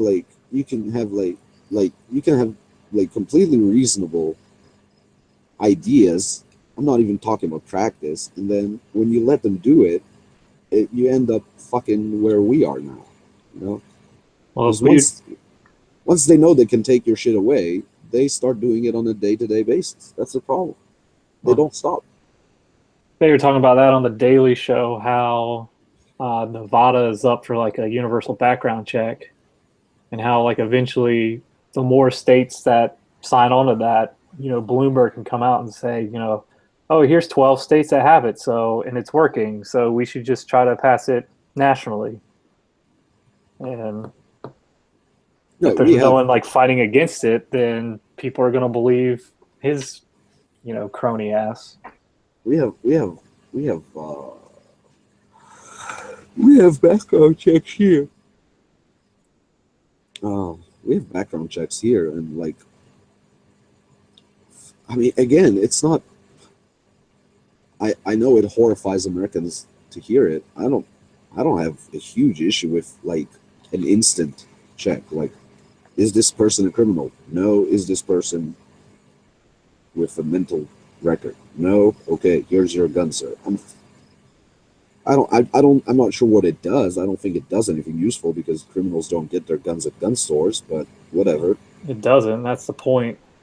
Yeah, but that's still just gives like, the government money. Let's say like this: if I owned a gun store, okay, let's imagine that Israel was magically transformed into the land of liberty and hope, right? And I owned a gun store, and a person walked into the store, and he looked odd to me. If I could have a system that allows me to check if he has a criminal record before I sell the gun to him, I would like to have that system. I'm not talking about mandatory. I'm talking about completely voluntary now. Okay? Would you not agree with that? I mean, I would agree with that, but what Bloomberg wants is just. Oh no, fuck him. He what he wants is to take all your guns away. All the rest is just. Yeah, but again, that's the problem. The problem is, but it's not only about guns. That's what I'm trying to tell you. It's the same with welfare. It starts with like, well, we can't have people without running water, and everyone's like, yeah, well, running water. I mean, everyone needs running water, right? And then you end up like fucking. Well, we can't have people without an internet connection because they're not connected to the world. We can't have people without television because it never ends. That's the problem. They never fucking stop. If they knew when to stop, I wouldn't mind. I either read something or heard it on gun channels, and they were saying how, like, Bloomberg, they feel like his whole plan is to get like a nationwide universal background checks, and then when the next mass shooting happens, they'd be like, "Oh, look, the law doesn't work, so now we got to go to registration." Definitely, man. And it's gonna end up, look, if both sides are playing this though, because everyone, like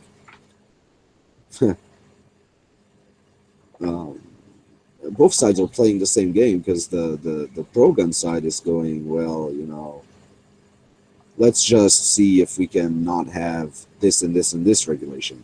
And we all know that the end goal is to have zero regulation, right? I mean, for most pro gun people, because whether if you think that it's immoral or just because it doesn't work, I don't think gun regulation works. I live in a country with heavy gun regulation, and I don't see it doing anything. Actually, to be honest, I don't think it changes anything.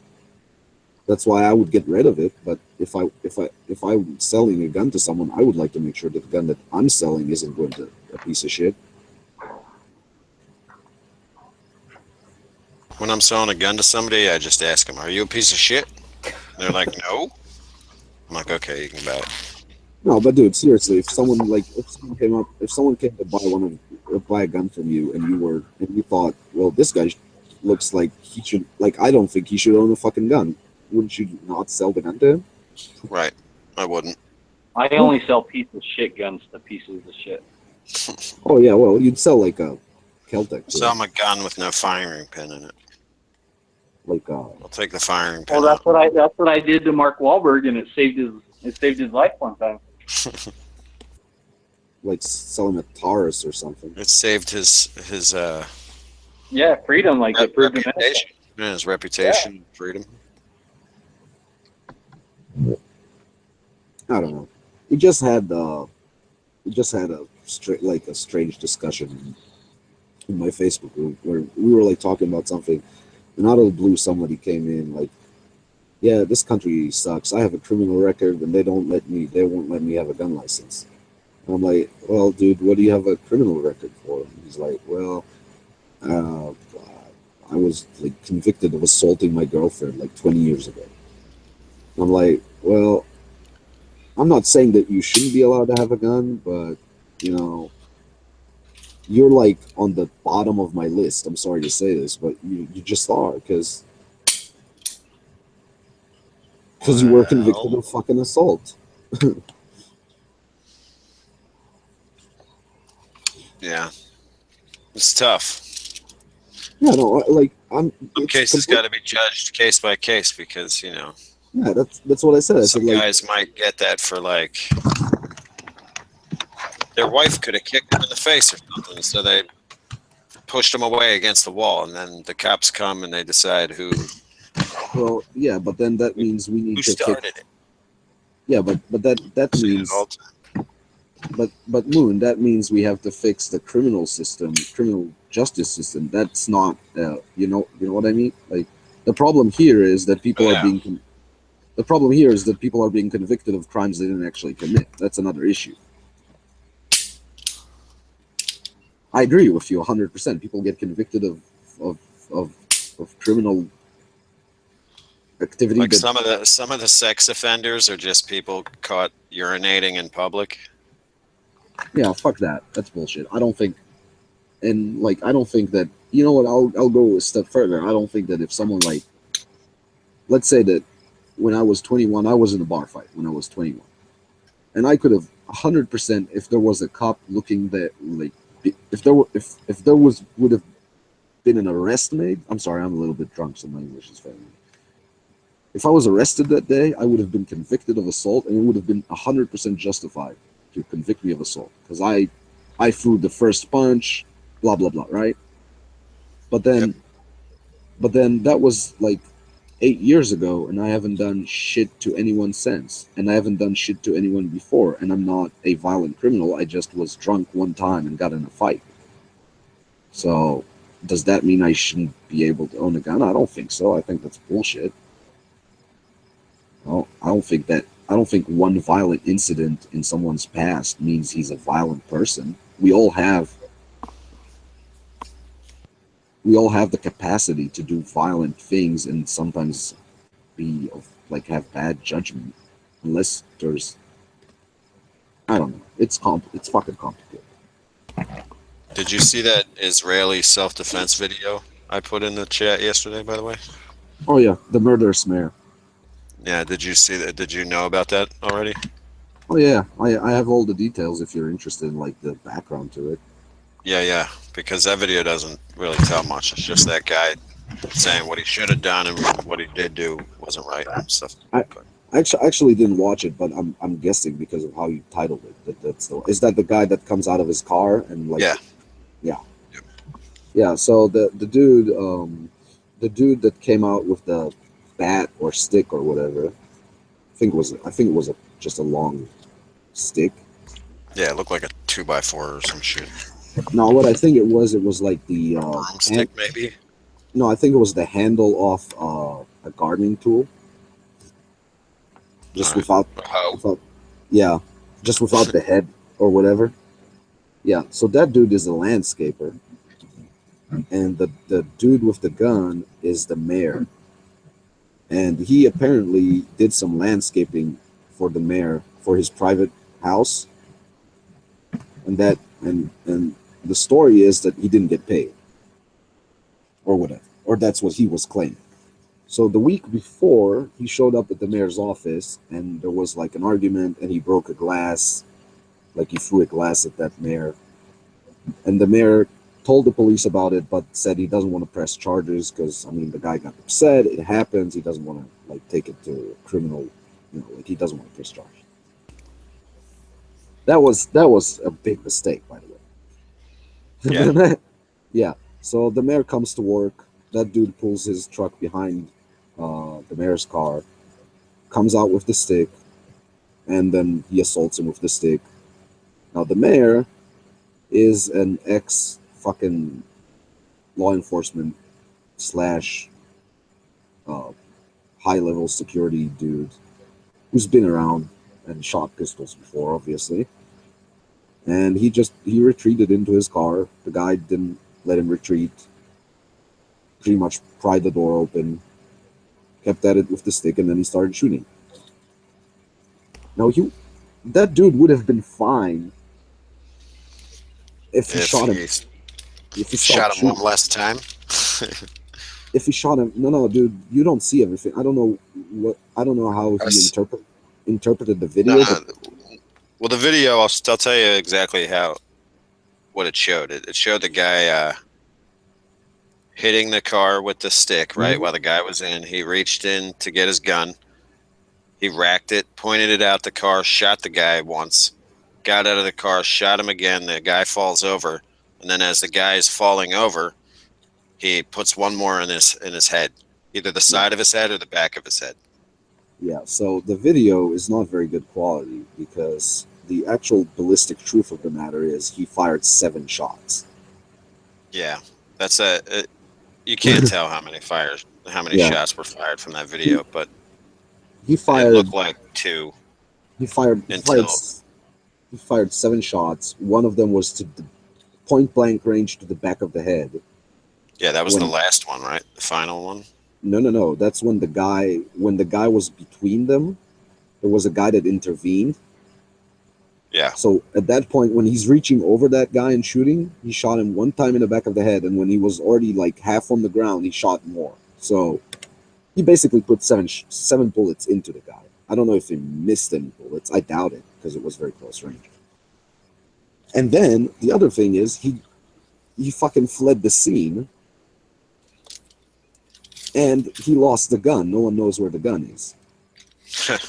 He says he must have misplaced it. He doesn't remember because he was under a lot of pressure. So, I mean, I feel for him because he was the victim of this until he went fucking insane. But he's gonna get an ass whooping from the court. There's no way he's going to jail. Yeah. And it kind of sucks because he's apparently a good guy. Like, I don't know what the fuck happened to him. I guess either he got seriously pissed off or he just literally lost it. I don't know. He should have shot from the car and he should have stayed the fuck in his car. You got a link to this video? Yeah, you got the link? Yeah. Post it in the lobby. I'll put it in the lobby, yeah, because it's on my phone anyway, the link.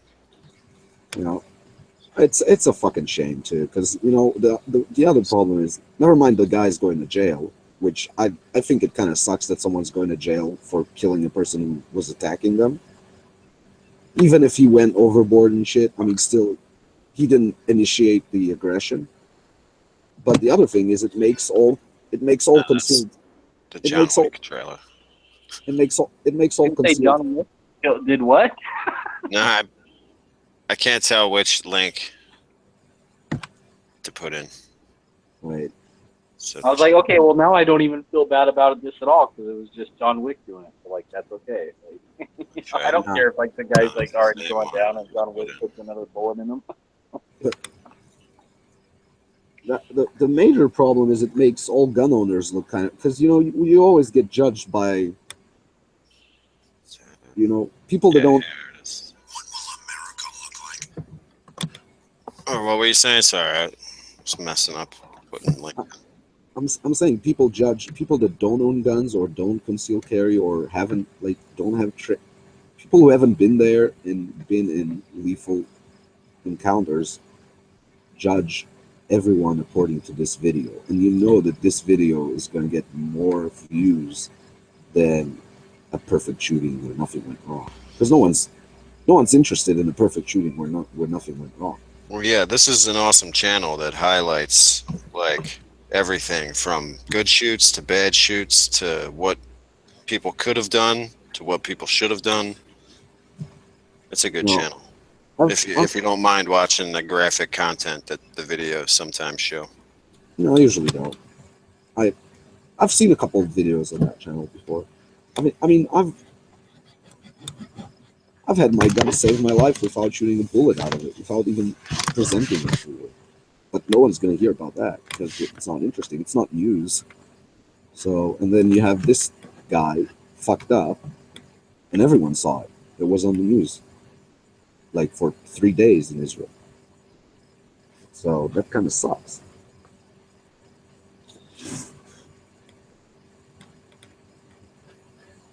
I mean, tactically, he's fucking gold tactically.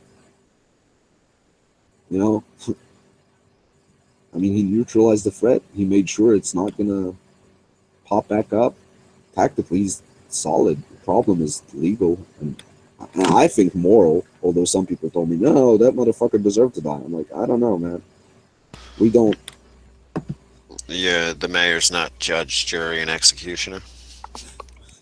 Yeah, not only him, but me either. Like, I don't carry a gun to kill people. I carry a gun to stop them from hurting me. You don't get to play God. That's my opinion. I don't know. It's not retribution. But some people apparently think otherwise. I don't know. Well, stopping the threat usually means killing the person. Oh, I have no problem with that. I agree. But, if he's down and he can't fight, then he's down and he can't fight, and you stop shooting. That's pretty simple. And plus, I mean, have some elegance about it. Like, if he shot him twice from the car and the guy fell over and you shot him again from the car while he's on the ground,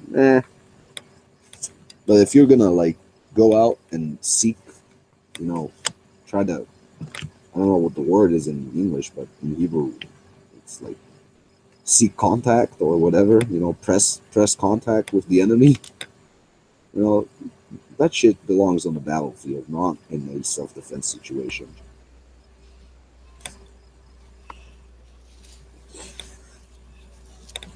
And we all got to remember that we're being, like, basically everything's filmed.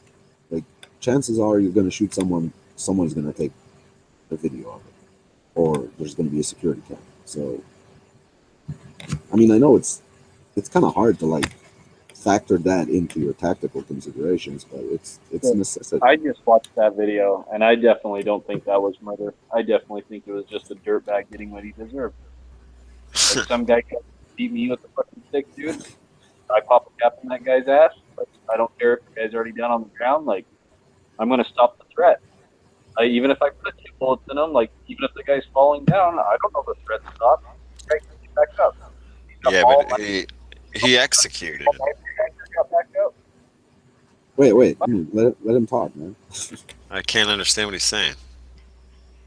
Sounded like Charlie Brown's mom for a second there. I think he was saying that he's going to shoot until the threat is down and put a couple more to make sure that it's down. I get. Look, if it was a terrorist attack, I no one- understand if if you know the enemy, if you shoot a guy and he falls down and he's not getting up, you just keep your eye on him. That's all. You don't murder him to make sure he doesn't get back up. I don't think that was murder, okay? Because first of all, it wasn't like he was 20 feet away from the guy and then put another slug in him. No, he went out of his way to put more in him as the guy was falling down. That guy could have still been a threat, though, man. Look at that mall knife attacker guy. How many times did that guy get shot, and how many times did he continue to get back up? Yeah, I get it, but you have to do it case by case. Like, you have to do it situation by situation. You can't. The cop only shot after the guy kept getting back up. The cop didn't walk over to the guy once he was down and then execute him. And just to we're make only sure. seeing it from one angle. Like, he put 2 slugs in him. For all we know, as that guy was falling, the guy who shot him could have seen that guy look like he was reaching into his pocket or something still, maybe to grab his gun or a knife. We only see it from one angle, so that guy could have still definitely been a threat to him, and he's like, all right, I'm fucking ending it. 1 to the head. Bam. there's Well, you got a What's point. crazy is the Got a dude who point. jumped in between it. Like, I get it. The Yeah. guy came over to stop the dude with the stick, basically, is what it kind of looked like. The guy with the stick gets shot, and that dude, like, jumps in between the two of them. And so Like that's why the Secret guy with the Service. gun reaches around him. yeah. Like, that's the guy, fucking crazy. Yeah, okay. There's a bunch of like background to this. First of all, everybody in this video knows each other. Now, the other thing is, but these aren't Jews, by the way. These are Druze, okay? They're all from basically 2 families, okay?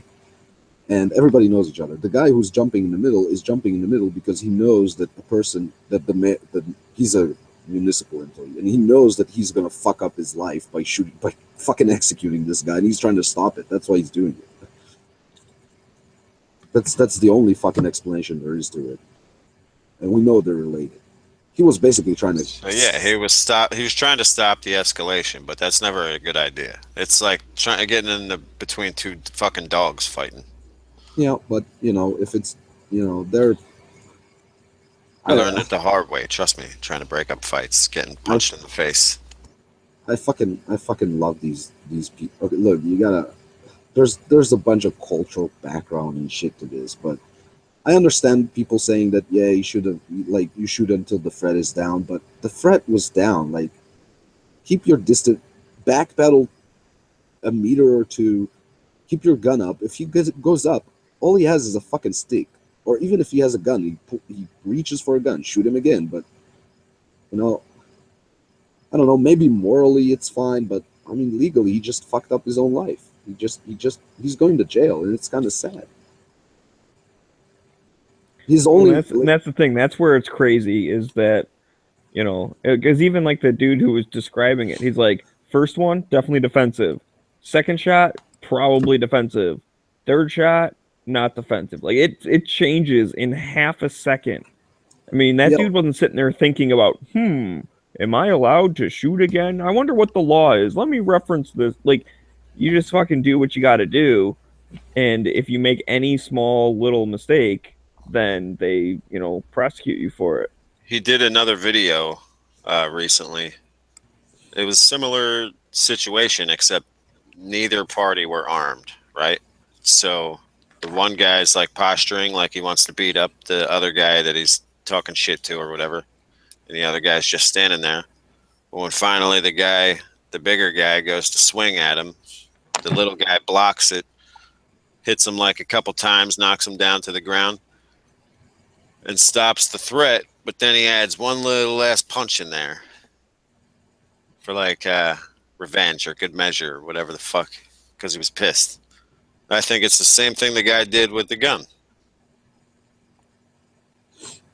I don't know. I find it hard to justify 7 shots. When I thought he only fired 3 or 4, which is what I thought when I first saw it, I was like, yeah, And the other thing is, this guy has a bunch of legal. Yeah, but he problems. was using a 9mm. I mean, come on, like 7 shots, that ain't nothing. He has a bunch of It's problems. it's like Wait, what, that like video 2, we just 350 watched something was max? 7 shots? Is that what we're talking about? I'm sorry, what? That video we just watched was 7 shots. It looked like 3. Yeah, man. No, he took 7 shots. That's the ballistics report, including one at point blank range to the back of the head. Well, that was the last one. So you're saying the dude shot 6 times in that like second of getting out of the door, and the guy falling back. Must have just started unloading, right? Yeah, You yeah. can't tell from the video. It's very hard to see in the video, and he's a good From- look.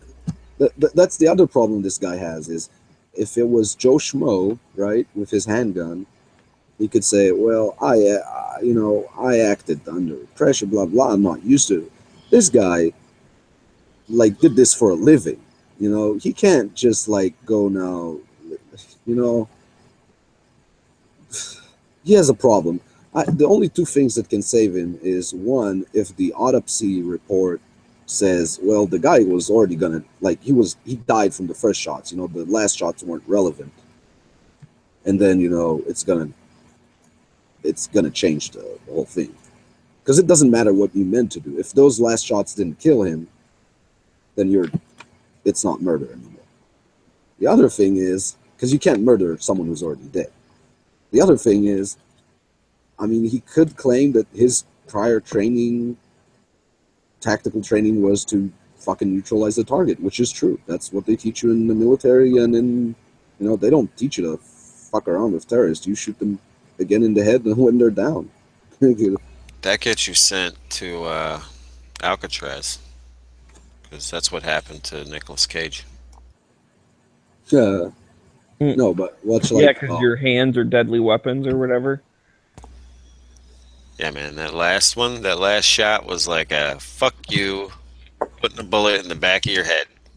Well, he only put it in the back of the head because fucking dickhead was in between the 2 of them. Nah, look at that video, man. I Even though watched that it a guy couple was in times. between. Look, let me show you another video. That guy was in between him. That's why he reached around him to shoot the guy in the back of the head. What I'm Well, saying that's is what I'm that saying. my view was Went out of obstructed. his way. What I'm saying is my Oh, the view cow was smell. obstructed. My view was obstructed. The guy was in the way between me and the attacker. I thought the attacker was still going for a weapon. I considered him still a threat, so I continued to fire. That's my defense. Watch the other video that I just linked. It's rather comical, but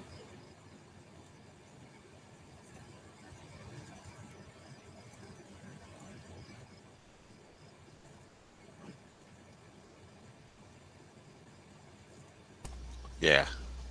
When you watch like the slow motion version where he stops and pauses it, you can see the guy is like shot, leaned over against the car, like falling down.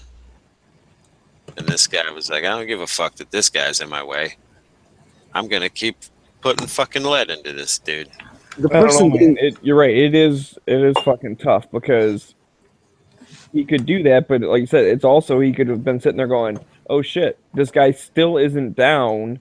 Now there's a guy between us." He could apparently the guy in between is friends with the guy with the gun because he's trying to stop him. You're right. But, I mean, that's a good point too. He's He like could have he's been, gonna fucking hit that guy in the back but of the that head. with guy's the so stick. much taller than the dude in the middle. Well, so tall people aren't allowed to defend themselves. No, I'm saying it's Yeah. not like the guy was blocking his vision. look, watch the video I linked now. First of all, it's funny as hell.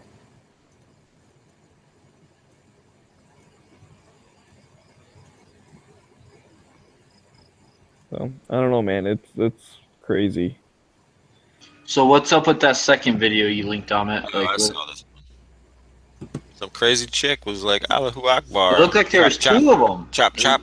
Was there 2 crazy chicks on it with knives? Because there was 2 of them down on the ground. Yeah, so it's two crazy chicks with scissors, not with knives. Yeah, whatever. No, I don't Had believe this sharp video. It objects. says it's in the 23rd month. That's bullshit. there's 2 things that I like about this video. Well, I don't like anything about this video because it's horrible and people get killed for believing in imaginary friends in the sky. But first of all, there's the guy with the chair who's a fucking rock star. You all can see him at 12 seconds in. Dude, fighting somebody off with a chair is your best bet. Somebody with a Just- knife What? or a sharp implement? You got a chair. You pick up a chair. They're like a lion. You can keep them off like a lion. But the other thing is, did you notice how many shots are put into them when they're already on the ground? Oh, I'm not Okay, so saying wait. that. Cops do that all the time. They empty their gun into them, even when they're on the ground laying there, like, damn, all fucking No. mangled and twisted. The cops No. are still putting them in. No, what do you mean? Hang on. What shots when they were on the ground? All right, watch the. Wait, I am watching it right now. I'll okay. tell you exactly when. Okay, I just saw a fucking dude with a chair knock the one bitch down. All right. She's on the ground. At Dude 22 with the gun seconds, ignores her now. 22 seconds, Miggy, the chick that got hit with the chair gets shot again. Okay, he just shot the other one that didn't get hit with a chair. That one's down. Comes running over.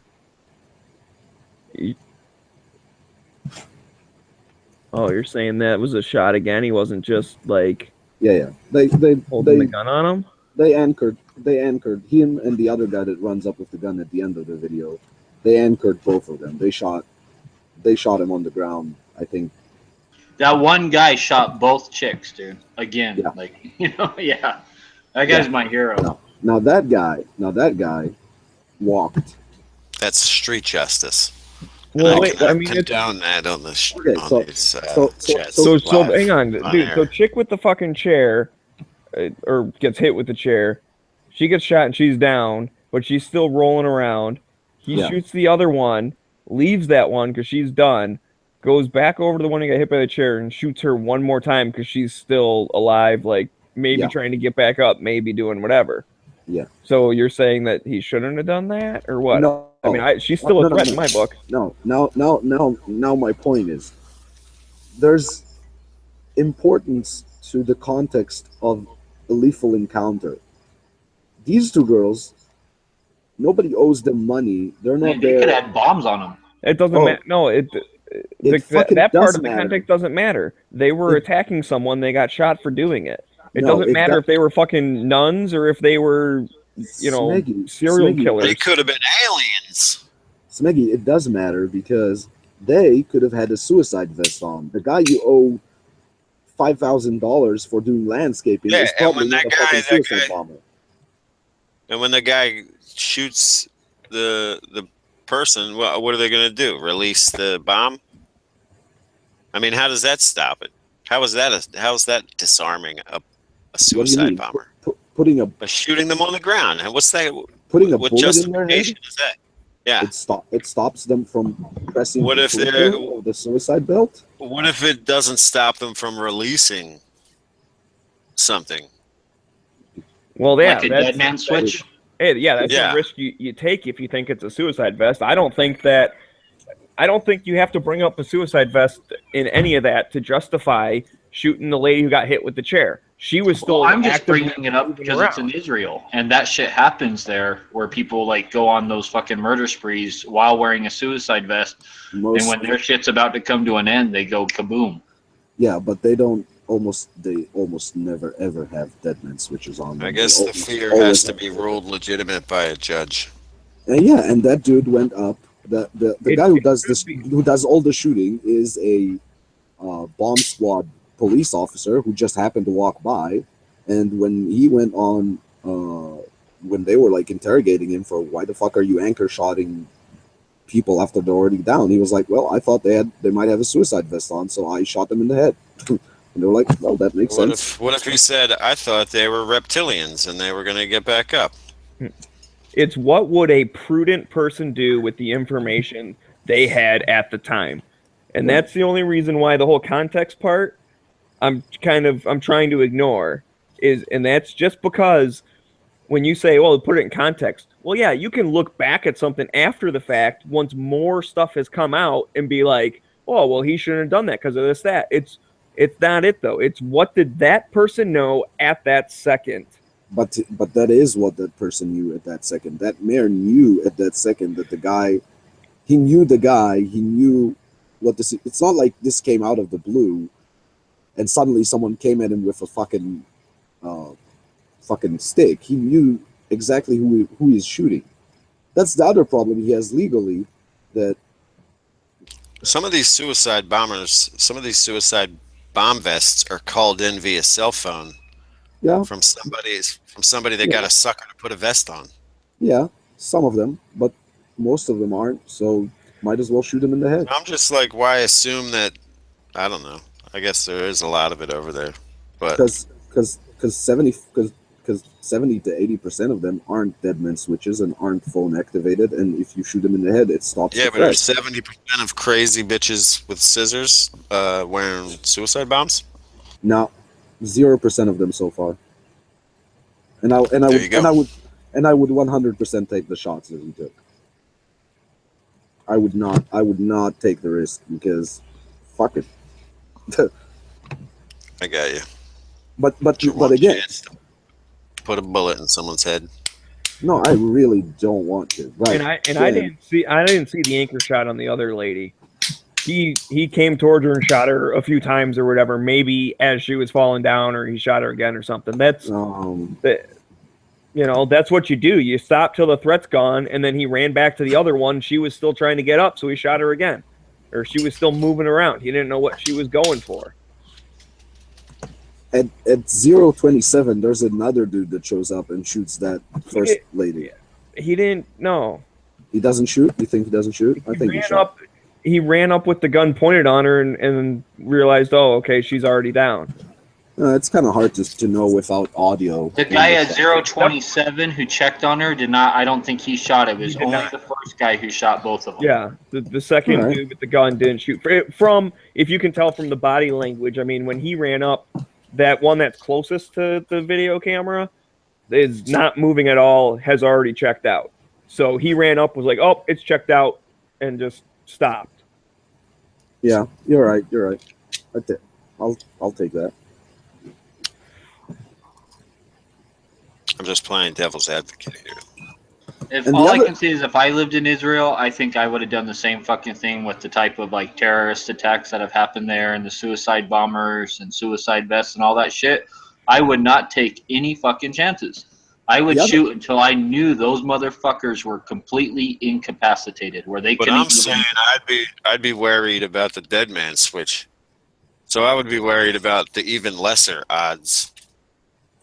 Well, The other interesting. Irrationally. Here's the thing with the dead man switch. Maybe this will change your mind.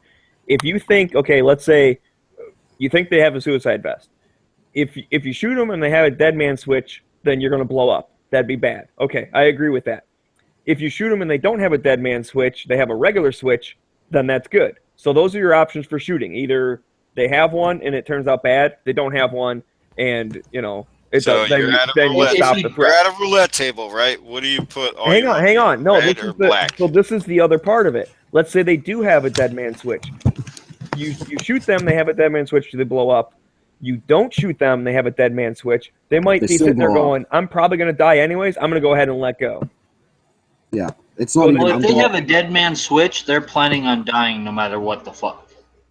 That's the way. So the whole point that they had scissors and haven't blown themselves up already might you would just like contradicted that. Yeah, I think the whole. I know of one time where a stabber also had a suicide belt. When they have a suicide belt, they usually just fucking use the suicide belt. At least in Israel. Well, they might try and take a few people out first, and when they realize they're getting overpowered, then they blow the vest. Or And that's they also use a people belt. would be rushing towards them, so they're bringing the victims towards them, and then they blow up. Do they use a belt so they like purposefully half themselves? no, it's more of a vest than a belt. Sometimes it's I've underwear. seen one dude in the street, and it was like half of him, and he was like still alive. I do have a question that I always wondered about this video, and if you look from 007 when one crazy girl is trying to stab this dude with the black shirt and sort of there's white undershirt. I never figured out if he's using a gun. I'm talking about the non-hero guy. If he's using a gun or pepper spray, because he seems to be pointing something at her, and it doesn't seem to have a lot of effect on her. I'm talking about the older dude. Yeah, I don't That was- know. It did seem like he had something, but It he doesn't seem wasn't. to phase her much. Yeah. I can't tell what's going on in the video. I'm thinking it was either pepper spray or 22. Well, this is why you have second call defense, because if you do end up doing something and it does get caught on video, the court's going to see this little 7-second video and be like, okay, now we're going to judge the whole rest of your life is going to be based on what we decide off of this one little video. So it's important to, But at have least all we your have, ducks in a row. at least we have like no, Yeah, unfortunately. what does that first guy pull out and have? I don't know. A gun? I don't know. I It think looks it's like either, a gun towards the end of the video when he's walking around, but I think it it might have looked been. like maybe he didn't shoot. Yeah, maybe he forgot to open his to switch off his safety. Maybe it was a single action, Or permit. he didn't rack his slide. Or he might not have wrecked his slide. Yep. Good old Israeli carry, the safest way to carry, unless you need to use it. Yeah, this that one channel I linked has some why you should an Israeli carry or why you should have one in the chamber, because they show a bunch of examples of people fucking up. Could have been a Keltec and it just didn't fire. Nah, not in Israel. We don't have Caltex here. Now you want to see some really crazy shit? You gotta look at this fucking thing. So yeah, Moon, that channel you linked, that's definitely going to be one I'm checking out. The guy seems to break it down pretty good, and the fact that he's willing to show like bad examples, I'm assuming there's like good examples in there as well, and saying like, hey, this is why you did everything perfect. Like, Yeah, there's good shoots, bad shoots, all kinds of self-defense. Sometimes there's not guns involved. Sometimes it's cars. Sometimes it's just people. yeah, I mean, see, that's the thing. Yeah, that's important in the gun community or whatever, the self-defense type thing, like to go through scenarios and, especially legally speaking, there's so many different variables. And I don't know, I'm very interested in that kind of stuff. That was like my concealed carry class. It was taught by a buddy of mine, and it was a small class. It was just like 4 of us or whatever. And we spent most of the time just like, what if this happens? What if this happens? What about this? What about this? And it was just like open discussion. We all kind of had our ideas, and like it was basically me and him were the ones that like already knew all the laws, because I basically went into that class knowing more than what the curriculum was. But Like some of the videos will make you question how you carry your gun, even, or can you get to your gun in any position, from any position?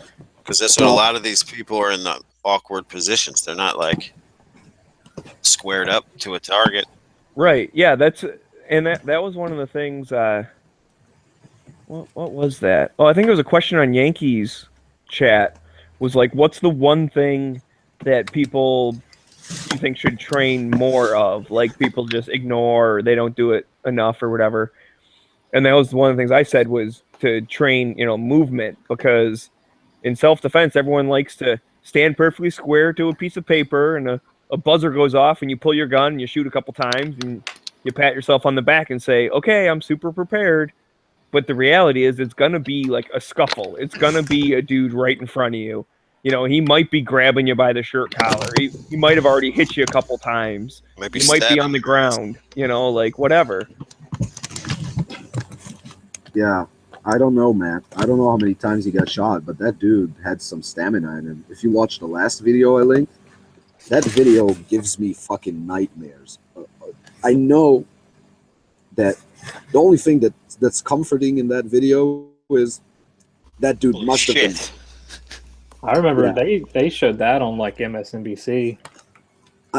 I am almost certain that dude was carrying Full Metal Jacket. That's the only good thing I can say about that video. And he was okay. I mean, the guy who's shooting him is fine. He's tactically sound. I would have shot more. And you gotta love Israeli civilians. They're like, fuck you, terrorist. We're gonna hit you with sticks and shit. So what if this guy has a gun? I have a stick. I'll hit you in the head. But fucking So who's the terrorist? The guy in the blue shirt? yeah, man. The one Okay. hacking up people. Yeah. No, first he hit a bunch of people with his car. Then he Oh, gets He out of said his car. stick, and for a minute there, he looked like he had a stick. It wasn't a stick. It was a fucking axe, I think, or a shovel. How's it getting back up, man? I don't know, man. He keeps getting up, man. He gets shot again and again, and he These just dudes do some fucking meth before they go on there. Suicide. and Killing that dude is. I mean, the shooter is tactically sound. I mean, he shot him. The guy's moving around. He shoots him again. The guy falls down. He takes away his weapon. Like he kicks away his weapon. He's doing everything right, but that dude just won't fucking die. I would have put one in his head for sure. I don't know, man. Those soldiers at the end, was that the IDF? Yeah. But you know they're too late, and they were everywhere in Jerusalem at the time, but they can't be literally everywhere. Yeah, I think that would be a justified headshot. Oh yeah, oh yeah. Yeah. Everyone's like, they're like people walking up, like, I have a gun also. Can I shoot this motherfucker as well? But dude, I'm You can talking see about them all back up at once. That's how you know that he's shooting again. yeah, but you see that dude at like a minute and 6 seconds showing up with the brown pants. He's like, I also have a gun. Yeah. Let me try this. This is a 45. It's better. It's literally like that, though. I have to say, I'm pretty fucking proud of my fellow. Like, there's a bunch of videos of people like picking up chairs, sticks, fucking umbrellas. The dude was wearing a fanny pack too. He was carrying his gun in his fanny pack. Tactical fanny pack. No, I think He was not in fancy carrying. Tactical Israeli fanny pack. Was he carrying it in the That's fanny not pack? fancy carry. I don't know. I don't see where he pulls it out from. I think he just had a fanny pack. As I remember, he was a security guard, so he probably had just a service holster or something. He keeps his mints in his fanny pack. Do you think if we had attacks like that almost every other week in here, like gun owners would be less vilified? I don't know if that might be a holster. It's a little small for a fanny pack.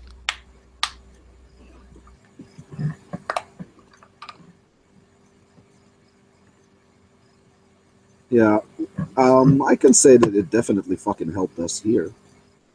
Like, people are much. Yeah, because like I remember when y'all, I think it was last year when all that stuff happened. Like the mayor of Jerusalem came out and was like, "Hey, if you have a gun, you need to start carrying it."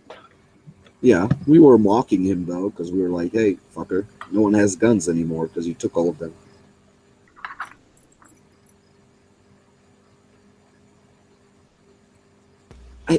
That fucking video gives me nightmares though. He gets up so many times. I don't fucking understand.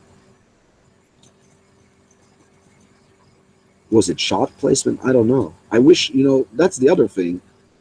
They don't do reports afterwards. Like, I would be fucking fascinated to know where each bullet hit him. They do like a toxicology, release a toxicology. Oh, a lot of them are high. A lot of them are Sounds on like nice. fucking ecstasy and shit. They do it Yeah, before. if they're on the opium that they're growing, they're not gonna feel shit. But I think there's a lot of lessons to learn from these videos. I mean, it's not, you can't learn there's a limit to it because it's just a video. You see only one angle, like Dead Horse said before. You only see one angle, but still, I mean, when I see that guy getting up again and again and again,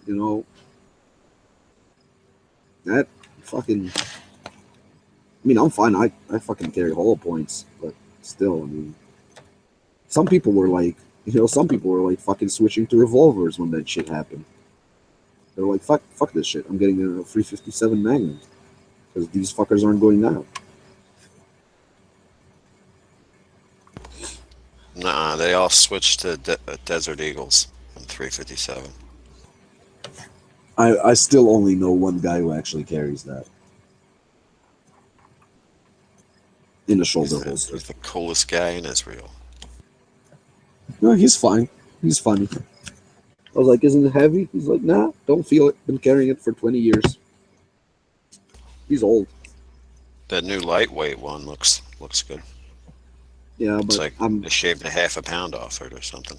I've never shot one, but I've heard from everyone that they're like hysterically unreliable. So I don't know. I'd rather have a 9mm that I know works. You just got to do the fluff and buff, the Desert Eagle fluff and buff. You just gotta shoot him in the head. That guy should have taken a shot to the head. And the other thing is, what I'm doing now is kind of shitty because it's really hard to also like, sit here and judge the guy. The guy just watched someone drive into a bunch of people, hack an old person, fucking with a fucking shovel. He must have been pretty fucking rattled up. He did fine. He did everything more or less okay. I don't know. That shit's crazy. I'm glad that it's kind of over. Like, we don't have them every day anymore. We have them about every 2 weeks. We have something, but not. But it can start up again. You know what happens? That one of them does it, and then they like see it on the news, and they're like, "Oh, that's awesome! He got to die for his 70 virgins. I better follow him." He becomes a martyr. That's what you're saying? I'm saying there's a lot of copycats to it. Like, there's a lot of atmosphere to it. It's terror atmosphere. It starts happening. The terror culture, like a rape culture.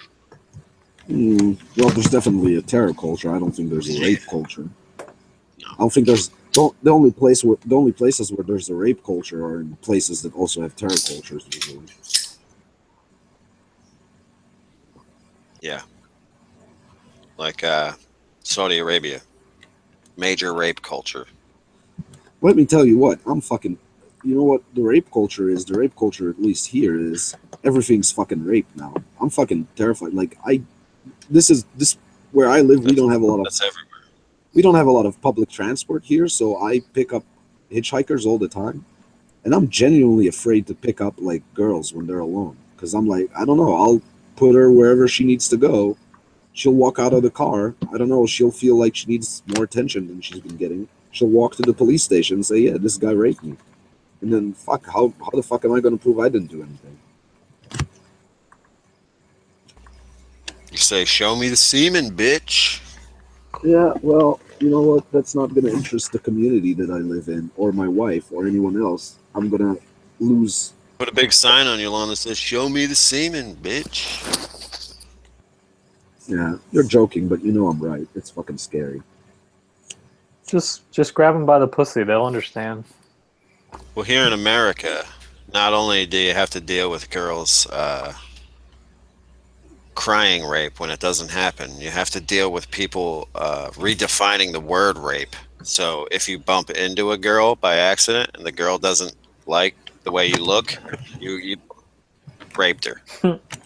Yeah, and then a couple of years ago, a student in Tel Aviv University published an article that, like, an essay that claimed that IDF soldiers are racist because we don't rape Palestinians. I'm not joking, by the way. That What, you don't want to rape me? You fucking sexist? Racist? Sexist? Fuck. Yeah.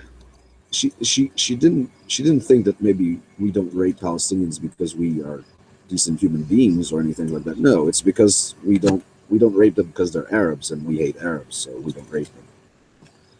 Okay.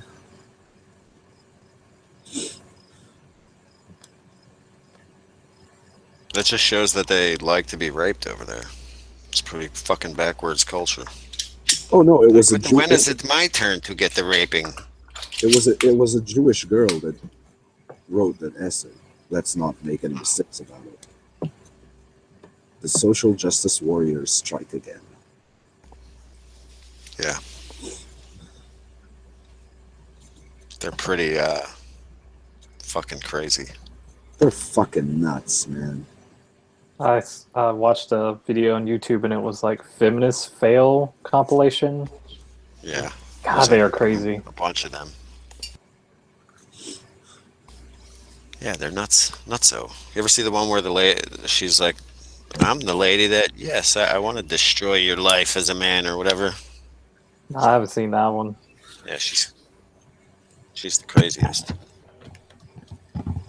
One of them was a lady getting arrested because she was refusing to get out of a vehicle they were trying to tow, and like the cops like handcuffing her, and she's just like, "Ray, he's raping me," and like starts screaming, and then Yeah. and she's like, "You can't arrest me. I'm a sovereign citizen under the Articles of Confederation." And it's just like, yeah, the Fucking- Constitution replaced that a long time ago. Fucking when I volunteered for the police when I was Yeah, young. well, that wasn't a feminist. That was a sovereign citizen. When I was fucking 16 or 17, I volunteered for the police. It was like you had to do 60 hours of volunteer work to get your high school diploma. So I was a volunteer policeman. So we were chasing down two guys that stole a car. Like we saw them stealing the car, and there was a car pursuit, and they wrecked their car, not the car that they stole, their own car, and because they never actually got to steal the car, we flashed the lights and they got in their car and started driving away. So we're chasing them. They fucking hit traffic circle that had a big rock in the middle. They plowed right into that, and then they went out of the car running. Now, the police officer I was with, he was an actual police officer, not a volunteer. He went out like running after them, and he came back with one of them. So he's got this guy handcuffed, and he's like dragging him to the police car and shit. And this guy's shouting, "Police brutality! Police brutality!" And the police officer is like, "Fuck you, you motherfucker! I have a cold. You made me run. I'm coughing. You made me fucking run. I have a fucking cold. You're gonna mess up my fucking lungs. What's wrong with you? What's wrong with kids these days? Jacking cars up. What the fuck?" And this kid is like, "Police brutality, police brutality." And he was putting him into the police car. He's like, "Police brutality? I'll show you fucking police brutality." He smashed his head on the police car. It's like, "That's fucking police brutality, you idiot. Why are you stealing cars? What's wrong with you?" See, that would cause like a riot in some city. No, Came out on like dash cam video. Oh, the police officer was pretty much what you would define in the U.S. as a black guy too. He was so fucking good. He's actually like a semi-professional runner too. So they had no chance of actually running from him. Like he was fast as hell, and he was so pissed because he had a cold. He was wearing like fucking 50 layers of clothing, and he had like a high temperature and shit, and we still got him. But he was so angry. We drove that guy to the station. We booked him, and the police officer drove me home. And all the way home, he's like, "That motherfucker, he made me run. Now my lungs are fucking wrecked. How am I gonna run?"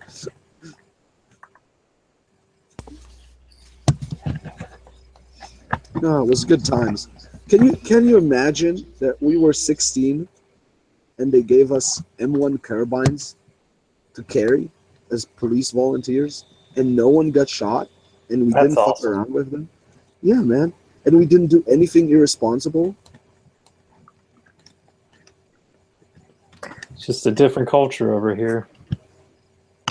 No, dude, they stopped doing it here too. They don't give them guns anymore.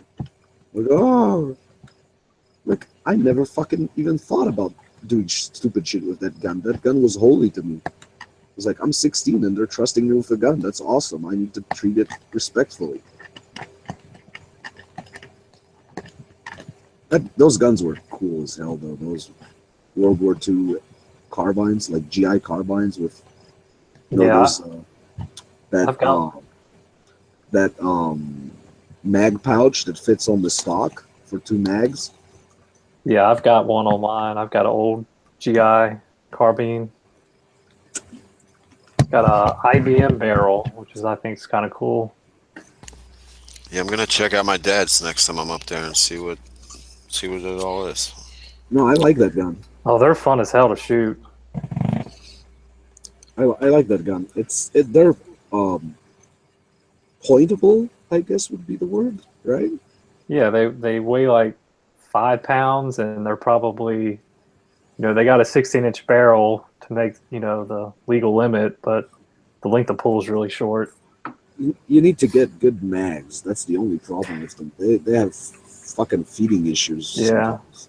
But other than that, they're like an AR-15 before the AR-15 existed. Yeah, I got lucky at a gun shop. It's actually a pretty cool gun shop because they got a lot of like surplus there. But they had like a bunch of mags in like a Tupperware box, and I found one of the original like 30-round hardback magazines, and I paid like $20 for it. And I got home and looked it up, and like most people were asking like $100 for it. And it feeds really well. It's a sweet gun. It doesn't not a lot of recoil because it's not a huge cartridge, and it's not a heavy gun, but it's still a long gun. I mean, it's a carbine, and I mean it's accurate enough to 50, 75 yards. Yeah. Like hypothetically, if the ammunition was more common, it'd be like the ultimate zombie apocalypse gun. It's light, it's accurate, it's not very loud compared to AR. No, I'd take an AR over it for the zombie apocalypse. Did those carbines have 16 or 18-inch barrels? 16. It might be 18. I think it's 16 though. I think it's 16. So this one's. I'm just reading the velocity of a 30 carbine when shot. I guess it says shot from an 18-inch barrel. M1 carbine's 18-inch barrel with 1,990 feet per second. Yeah, it's kind of like a souped up 38 special, but not quite 357 power. You can get faster loads today, I'm sure.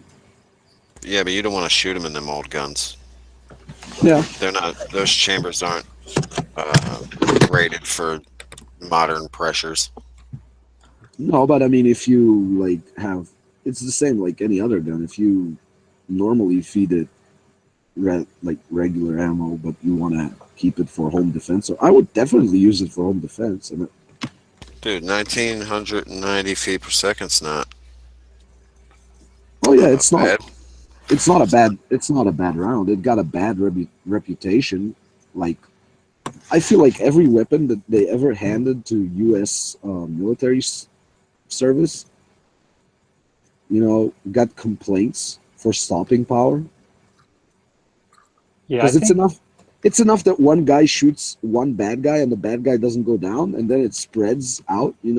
Oh, Joe shot that guy 6 times and he didn't, and nobody's talking about the other 20 or 30 or 40 guys that got shot once and fucking died. Yeah, I think when you load it with like soft points, it's actually a pretty legit home defense. But Full Metal Jacket's not gonna. I think that's one of the complaints about it was the stopping power of the FMJ round. Yeah, it might zip right through that. It probably does.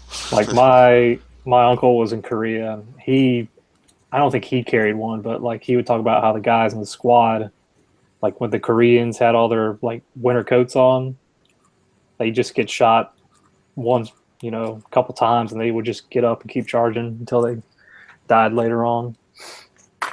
Yeah, but that's what I'm saying. I'm saying like everyone remembers those stories. Like you're gonna remember that video of that dude getting up again and again and again. If you watched a video of someone getting shot once or twice with 9mm, you'd be like, all right, you wouldn't remember that, but you remember the horror stories of the guy that got up 5 or 6 times. That's my, I don't know. I think it's a totally legitimate caliber. I don't see any huge advantages over an AR, but it's kind of a cool gun, and it's really comfortable to fucking handle and shit. Like, yeah, mine actually I think was converted to an M2 in Korea because the stock has got the selector switch cut out in it. yeah, and if you add full auto to the mix, that's something else completely.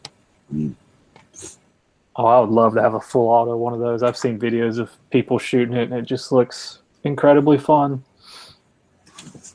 I don't know. I think a long gun like that, something that's between a pistol and a rifle cartridge, is pretty sweet for home defense. There are other options. I mean, I'm not like, I wouldn't feel bad with a 9mm carbine for home defense with hollow points. Oh yeah, I think a lot of people used to hunt deer with them, because if you put a hollow point in there, it'll fuck up some deer.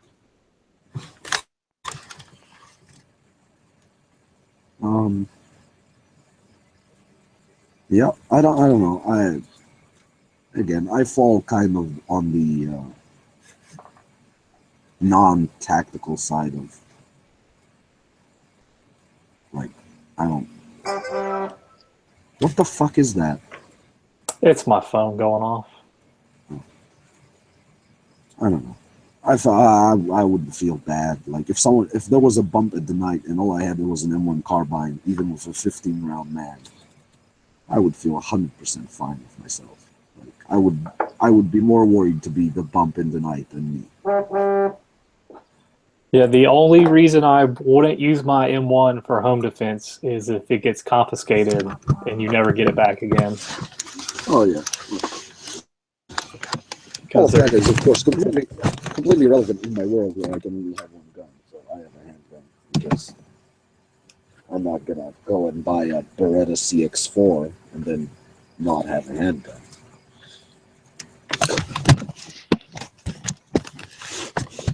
Maybe if I get another license at some point by some black magic, I'll get some sort of long arm, but hell, I don't feel underarmed with my 9mm pistol for home defense. I'm totally fine with that. Yeah, I mean that's what I carry. I don't care what Cheat Web says. I think it's fine. No, I wouldn't get a 40. I mean, even if I, what do you mean if I could? I could get a 45, but the ammo cost would mean that I'd train less. I'd rather train more and carry a 9. Yeah, I had an old SIG P220 that had sell, but yeah, just the ammo for a 45 was just not in a college student's budget. Yeah, and that's the U.S. Like, consider that the average cost for a round shot here would be 70 cents. So with 9mm, around $1 with 45. So yeah, I'm not gonna go and spend $200 every time I go to the range. And I don't go to the range to shoot 50 rounds. I go there and I shoot 150 or 200. So.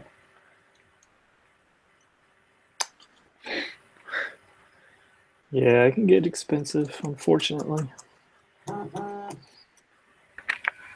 Yeah, but there's expensive and there's expensive. Like, you can't compare the cost. The costs of owning and training with a gun here are ridiculous compared to the U.S. There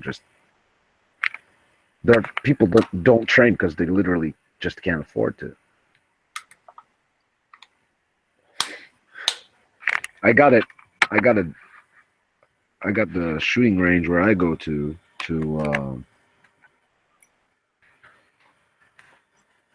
sell bulk to everyone now. So I got the price down to, let's see how low I got it. Yeah, I got it to 42 cents per round of 9, and that's a very good price for Israel. But you have to buy 1,000 rounds. So I don't know how many people are going to use it. I'm going to use it. Next time I'm there, I'm going to get 1,000 rounds. I'll probably shoot those up in 2-3 months. But most people just can't afford it. They have other priorities. Like, I'm insane about these things. Like, I have extremely high expectations of myself when it comes to how I shoot my gun. I'm not meeting any of them. I'm shit. but I want to meet them one day.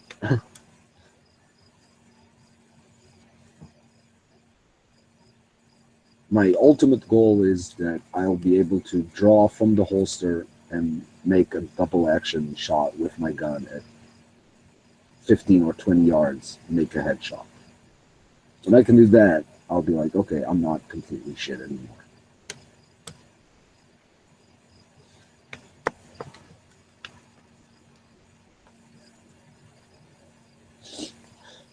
I am nowhere near that.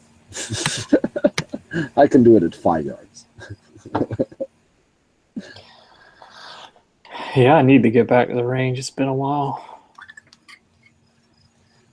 No, Other the than- the thing is, you watch these videos and you're like, holy shit, I better get myself fucking ready. Although, again, I don't live in a big city, so no one's gonna come stab people here. But you know, still, I get around sometimes.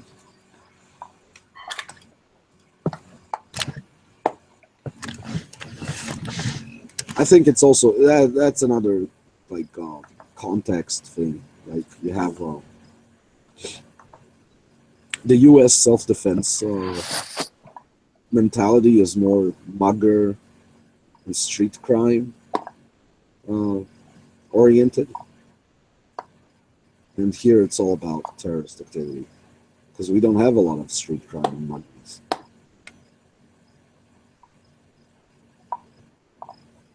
Yeah, I feel like I read something that in the Wild West days when more people were armed, like rape and actual murder were really low, and property crime was the most common crime out in the West.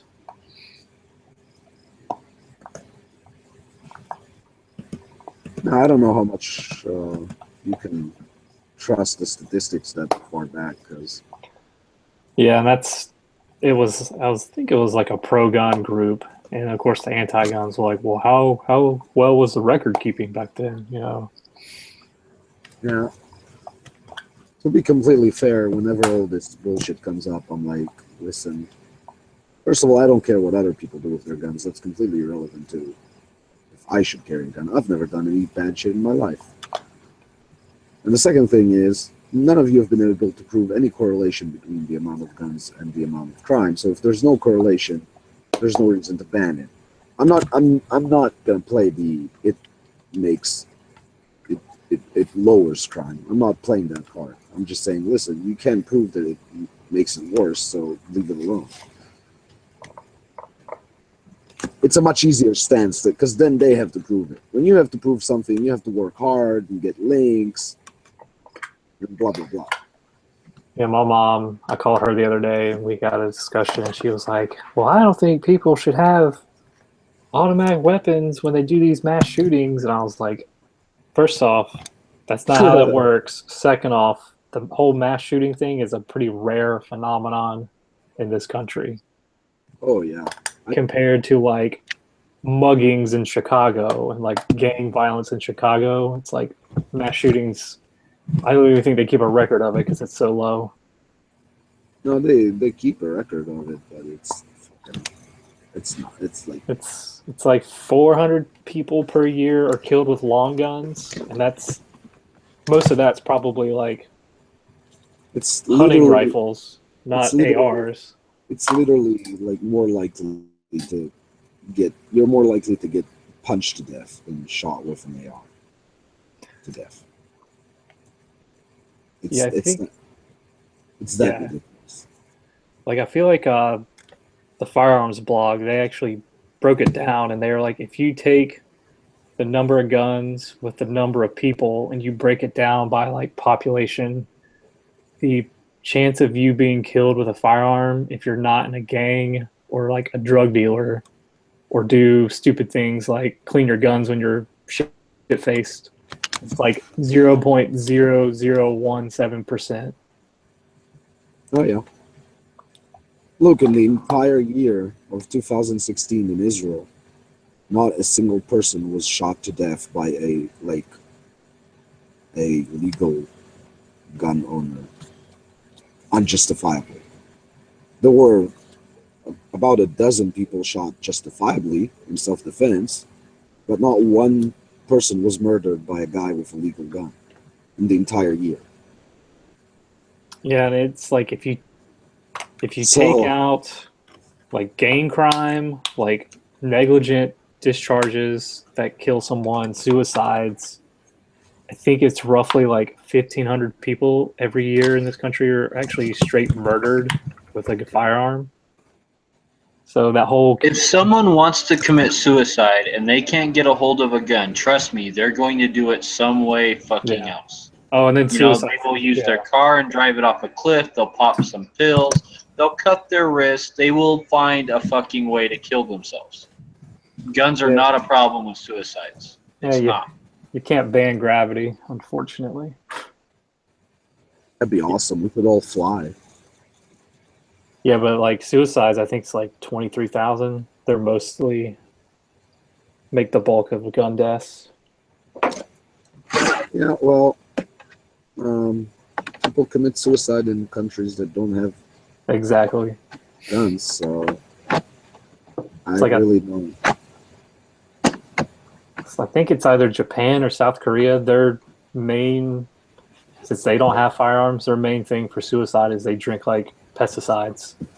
Yeah, dead horse. A plate carrier is usually as far as I understand, maybe my English isn't up to like the job, but it's usually a tactical vest that has a place for armor plates in it, right?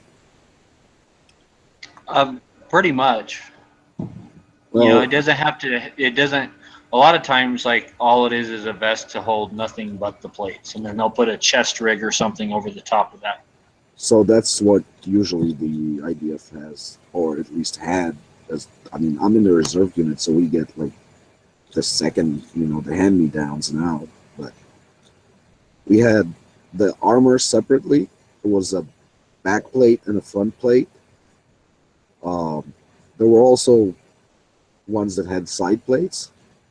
And are those ceramic plates or steel? Ceramic to 7. And is it like a certain brand, like Mako or or something that makes those vests? It was Israel. I'll see if I can find a link to it.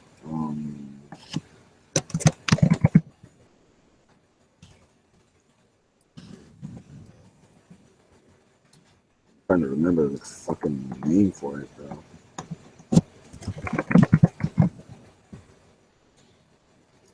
Oh, now I see that they have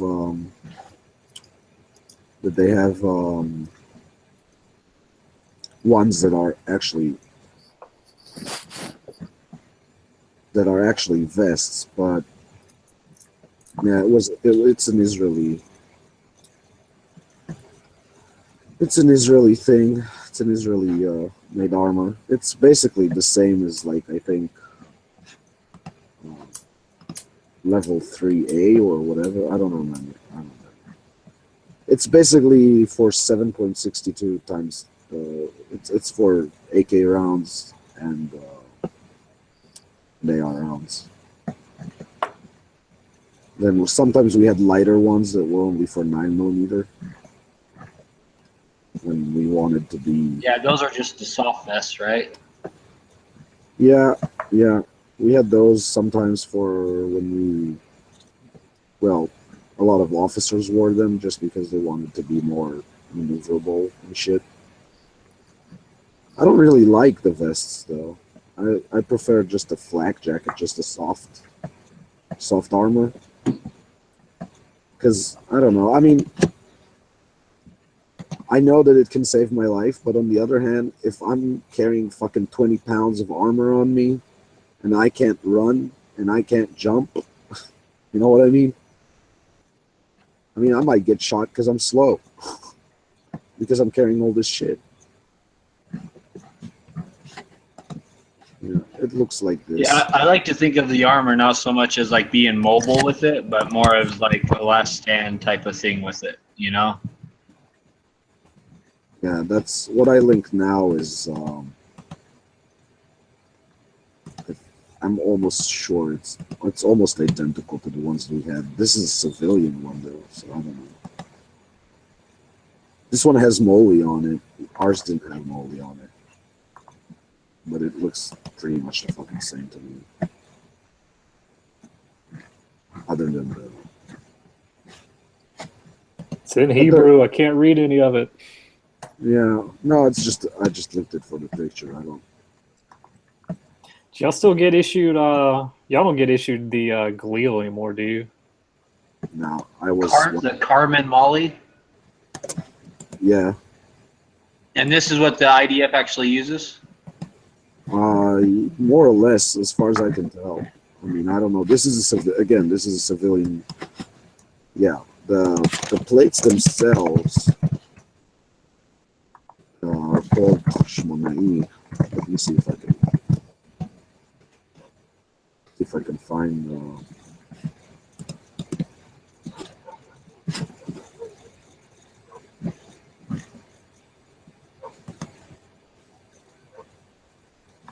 It looks like a pretty solid rig. Oh yeah, the actual vest that we get when we get issued the good ones are good. Yeah, so it's I'll give you the specs for it, but for the plates themselves, the back plate and the front plate, it's I translated that page, but I don't see a price on it. Is there? How much do those go for? I have fucking no idea. I'm gonna go grab something to eat. I'll be back in a bit. All right, man.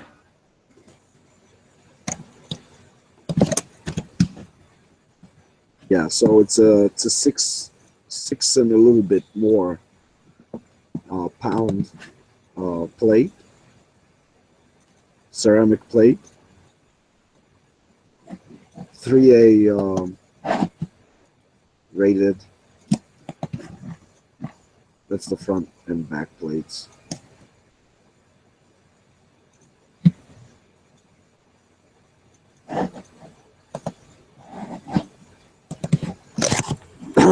The vests themselves are good.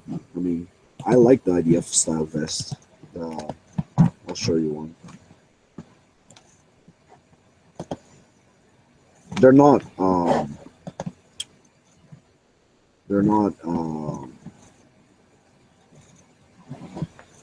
as versatile as the US ones, the Molly that you can like attach and detach things, but I think they're more solidly built and they're very fucking comfortable. But if you're willing to pay for it, you can get fucking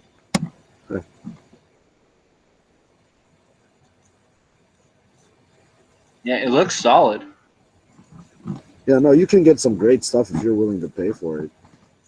If you're willing to pay for it, you can get some really nice stuff. I wanted to get some, but then money got more tight, and I decided I don't really, because I get issued more or less okay stuff. But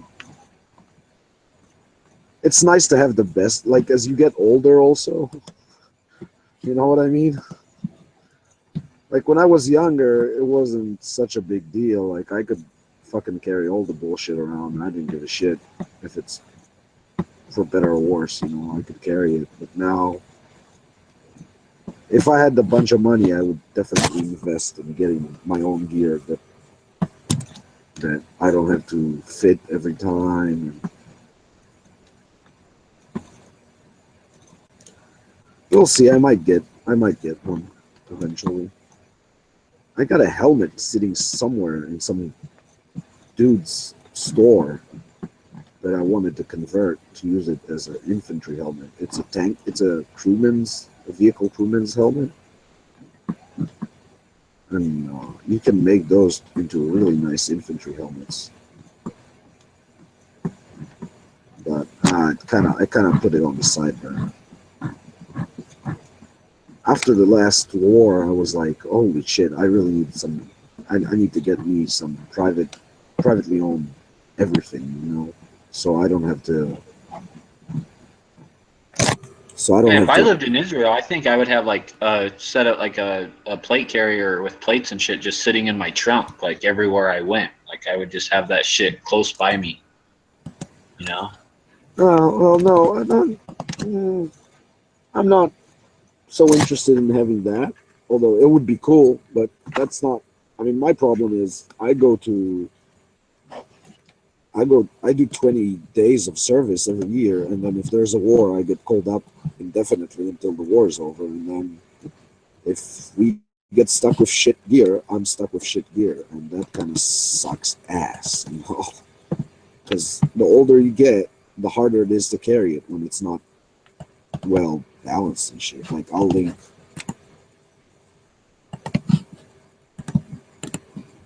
You see, last time,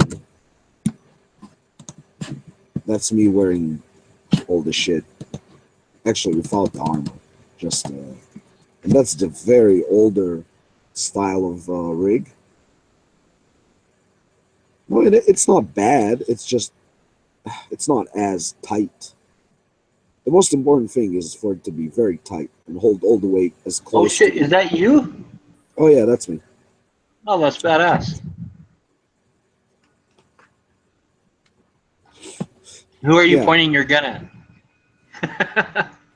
The floor, probably. I don't know. Looks like you're like pointing your gun at someone, like saying, "Hey there, how you doing?" Nah, I was probably the floor. It was just like fucking, staged. We're taking some stage photographs, just, for the fun of it. There's another one.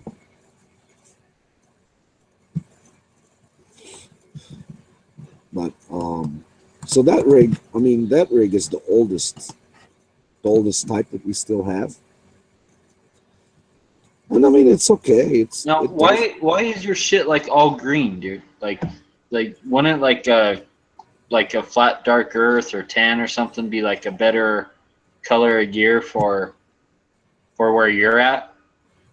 No, we don't have camo. We only have green because we're cheap. Jews are cheap. Yeah.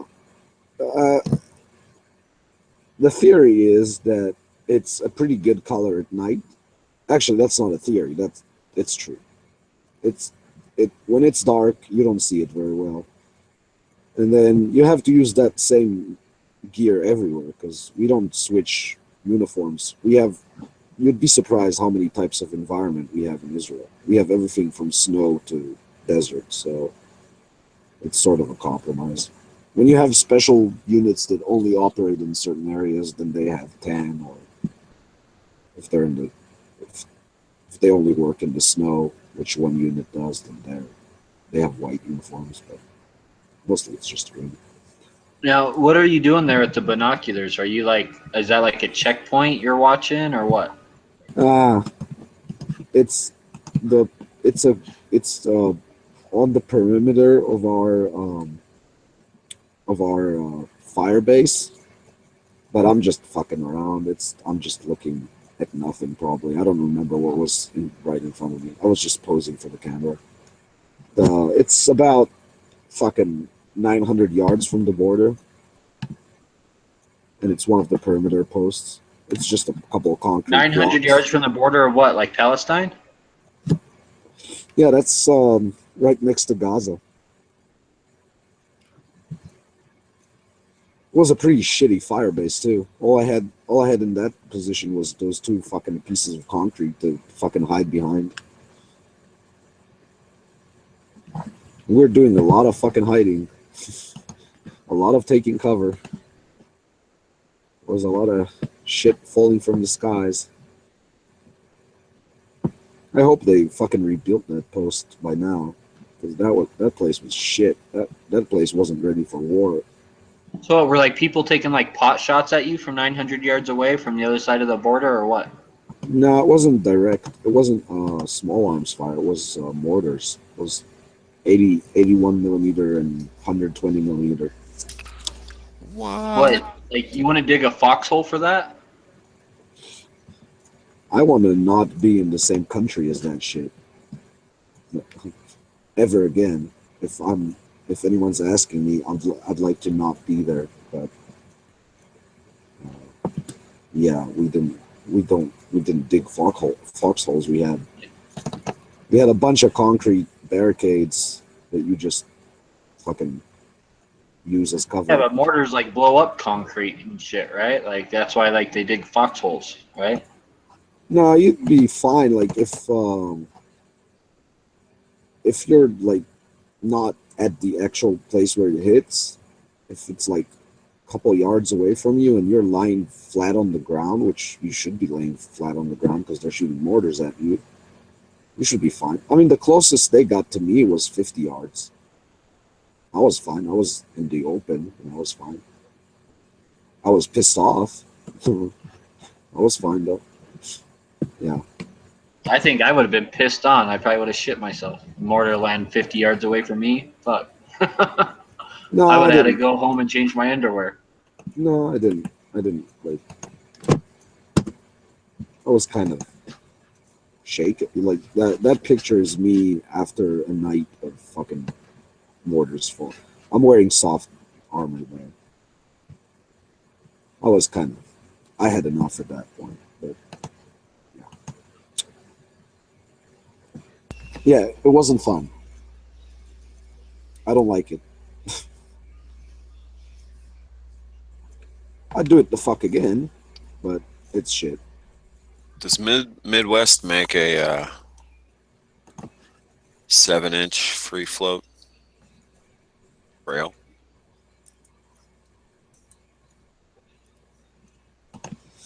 I know they make a drop-in rail for a carbine like that. I don't know about a free float.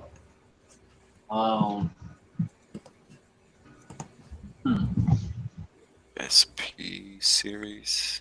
N2 SS series, 7-inch. Now you got me thinking about a Let's see vested. one. So Yeah. apparently they have one called the SS series, the Gen 2 SS series, in a 7-inch free float. Okay. I'm looking at this SP series one, that M-Lock.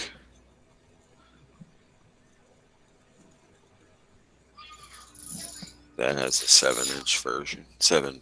Yeah, this SS series is M-Lock. Let's Probably see. get a dick mod. Let's see here. Panel kit, choose.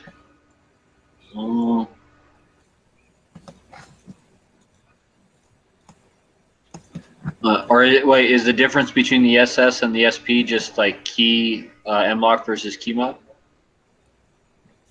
Or what? Let's see. Is the SS key mod?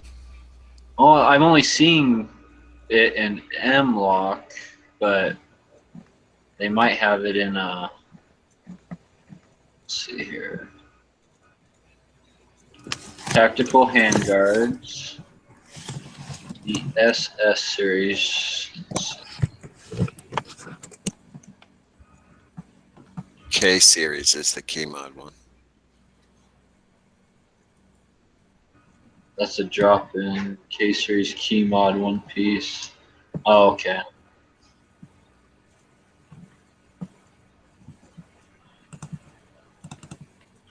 I don't think they make one. Yeah, only a 9-inch in the key mod is what I'm seeing. Oh, well, I guess I'll get a whatever M-Lock.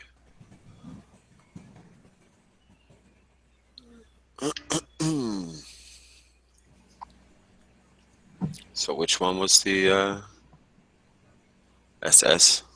Yeah, it was the SS series. The Gen 2 SS series is the one I found it on.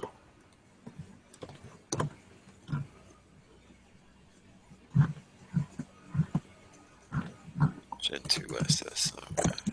Here's a link. You want it in the lobby or in the side? I got it. I'm on it right now. Yeah, AR-15 Gen 2 SS series, one piece free float handguard, and the 7-inch is $139. Well, that's from Midwest. You can probably find it cheaper. That's their Yeah. retail price. I like the looks of this SP. I don't even see the SP on their website. Like, I don't even know where you're. It's up in the middle somewhere. SP series, free float handguard M-lock. It's like a octagon shape instead of rounded. Oh, okay, here it is. SP series. Okay, I found it. Let's see. And that's the same price. Oh, okay, yeah, 7.25 inch. But those tabs up at the top look pretty good for. Yeah, that looks like a much better rail actually than the SS, because that SS series has those little tiny tabs that like stick into the barrel nut. Yeah. And that's like the rail that I had, the Midwest rail that I had, where those tabs snapped off of. So. Yeah, I'm gonna redo my pistol, so I'm gonna take I don't know what size rail is on there now, 9-inch or something. I'm gonna take that off and put a regular muzzle brake on the end instead of one of them like pig things. Flash an irregular A2 or like an actual muzzle brake? No, like a cool looking muzzle brake, but just not one of the pigs or pig clones. I'm gonna try to make it smaller than it is, because right now it's 10 inches. I can knock 2.5 inches off of it, or 3, or something. I just don't like how loud those muzzle brakes are, like on a pistol. That's what bugs me. It's just, they're so loud, and if you shoot at an indoor range at all or anything, then man, it's like unbearable. Well, maybe it'll look cool with one of those ones that you get, the $20 one. Yep. And then that little 7-inch handguard, because the barrel's 7.5, and that handguard's about the same size as the barrel, so it'll be just sticking out. I don't know. It'll still be the same length as it is now, but it'll have a shorter handguard.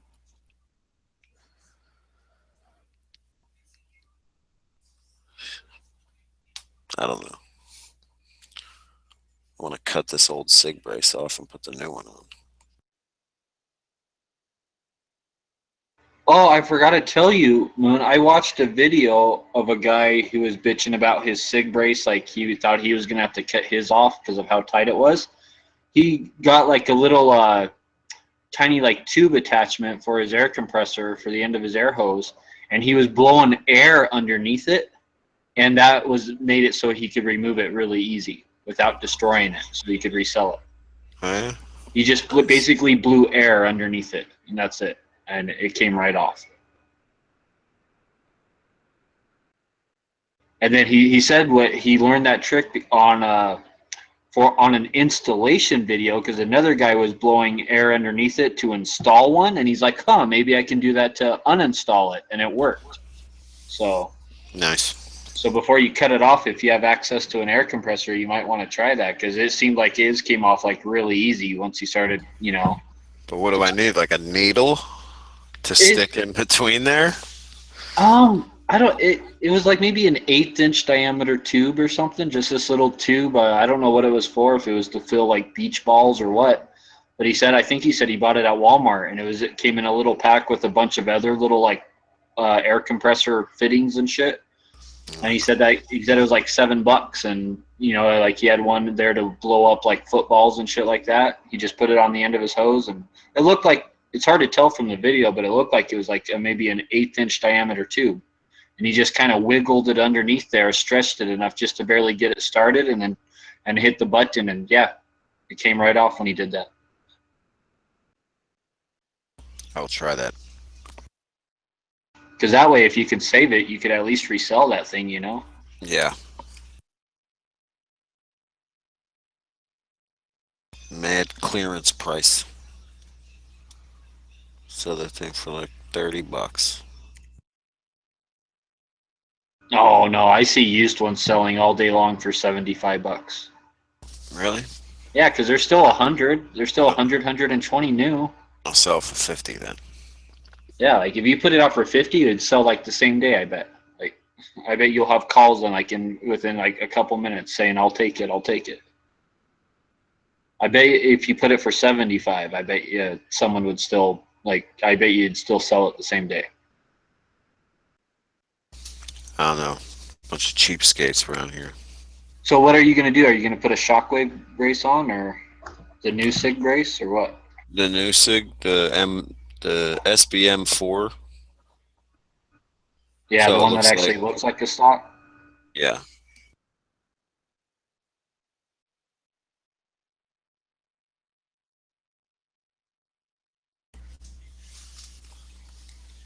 But yeah, pretty broke right now. Yeah, see, if you got 75 for your old one, how much is the new one? Like 150, 140 or something? Yeah, you can. I found one for 139. Yeah, see, that'd pay for like half of it, like right there.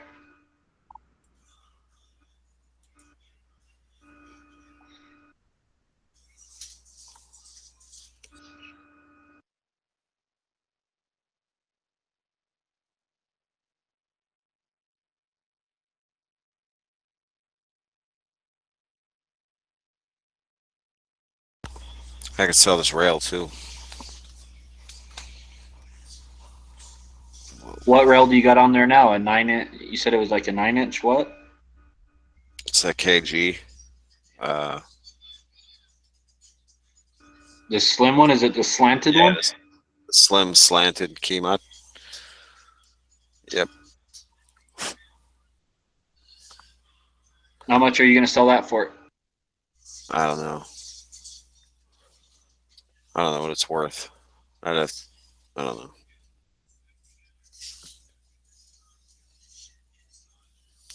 Be like, make an offer.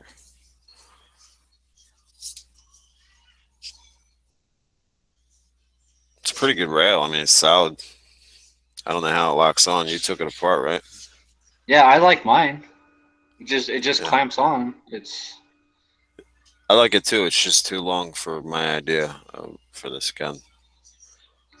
Well, let's see. They're selling the 9-inch one, the 9-inch slanted on Carry's Guns for $80.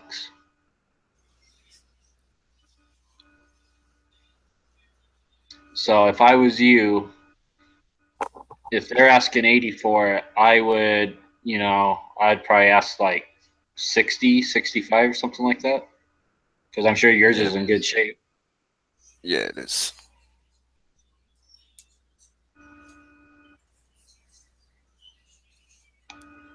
But I really like that rail, man. Like I got the 15-inch ones, but it's the same rail, and man, I like the feel of them. They're nice. Yeah, I have a 15-inch one on my my rifle that I got that tungsten upper, and I like that. I like having the rail all the way out that far, but at the same time, I like my other guns that are like my shit hits the fan guns with the A2. But for that AR, I got like just irons on it, the diamond head rear and the diamond head front. The 15-inch rail. You get a real long sight radius with that. Yeah. The rear sight's actually a Chris Vector sight. It's a rebranded diamond head.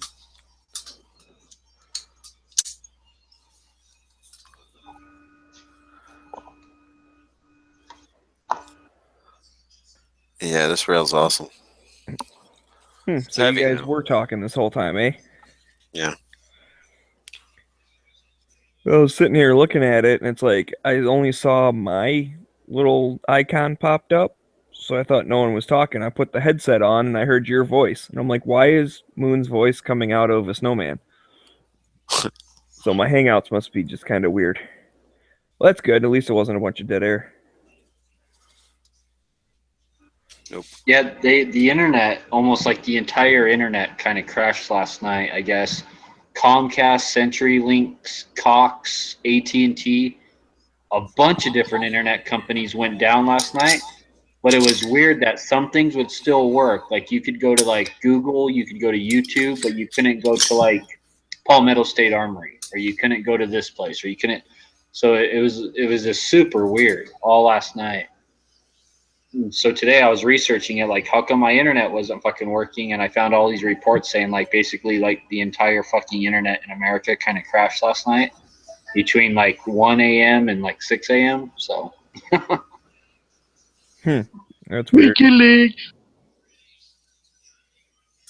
No, I blame like the NSA, like implementing their new spy software is what I think it was. Like, People keep saying that. What's that all about?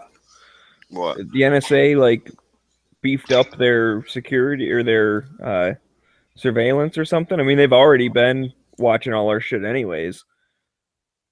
Hi, Frank. So, what did like a news story come out saying that they're gonna use some like new software or something? well, I saw a thing on YouTube about it saying that NSA was to implement a new thing, and this came, I think, from like Snowden, saying that the NSA implemented a new like AI like program that's supposed to automatically alert them to security threats without human intervention, without a human looking at it and saying, "Oh, this guy's like a risk." Like the AI is supposed to determine that. Well, that just sounds like a algorithm. I mean, they use it already to figure out what type of toothpaste we want to buy and show us the right ad. That's So they high tech profiling. Yeah, Exactly, They it's stick it Skynet. on stick it Yeah. on a person, and it matches it to like other stuff. Pretty That's soon racist. it's going to decide, you know what? These humans haven't been doing anything that I told them to. And it's just going to start bombing people themselves. I don't know. I think that's kind of stepping over to call it like AI. I would say it's probably just an algorithm, which is kind of like AI, but you know, it just learns patterns and puts two and two together. Like I said, just like it's already been doing with ads. You know, when I go to Google, it shows me an ad for Cabela's or some shit. It's like, oh yeah, because I searched something and bought something on Cabela's recently, so it said, oh, this person might click on this ad if I put it up there. Well, I know their old program, basically, it was just people, like actual just employees, like, you know, looking at for like bad guys. But from what I understand, this new program is supposed to automatically sift through everybody's shit and then alert them to the possible bad guys. So I don't know if that's an algorithm or AI or what that's about, but basically it's a computer making the choice on who's bad and who's good. Well, not necessarily who's bad and who's good, but it helps filter out all of the noise, because that's the thing with the NSA. They collected everything and they basically created their own haystack and then tried to find needles in it instead of just going like following leads and only picking up the information on like possible suspects and all the people they know, and then all the people that those people know and all the people that those people know. You know, kind of like what cops would do, right? You look at the phone, see who they've called, go check out those people. Oh, look, they're drug dealers. Okay, They're well, look. sifting it like it's gold, like Yeah. panning for gold. Well, because they, instead of, like I said, instead of following lazy. leads, they started with, let's get everything. And then they said, oh, crap, how do we find the one bad guy and all of these good people? So they used the computer Panning for terrorists. to knock, 98% of them out of saying, yeah, these people are harmless. And then it kicks up that 2% or whatever. And that's probably then the people are now looking through that. So it's like concentrating the information that actual people are looked at, which in my opinion makes sense, but you could also just not make that haystack to begin with by collecting everybody's shit and only collect people that are like suspicious, and then you'd have a lot higher percentage like that the actual agents are looking through. They would actually be linked to bad guys.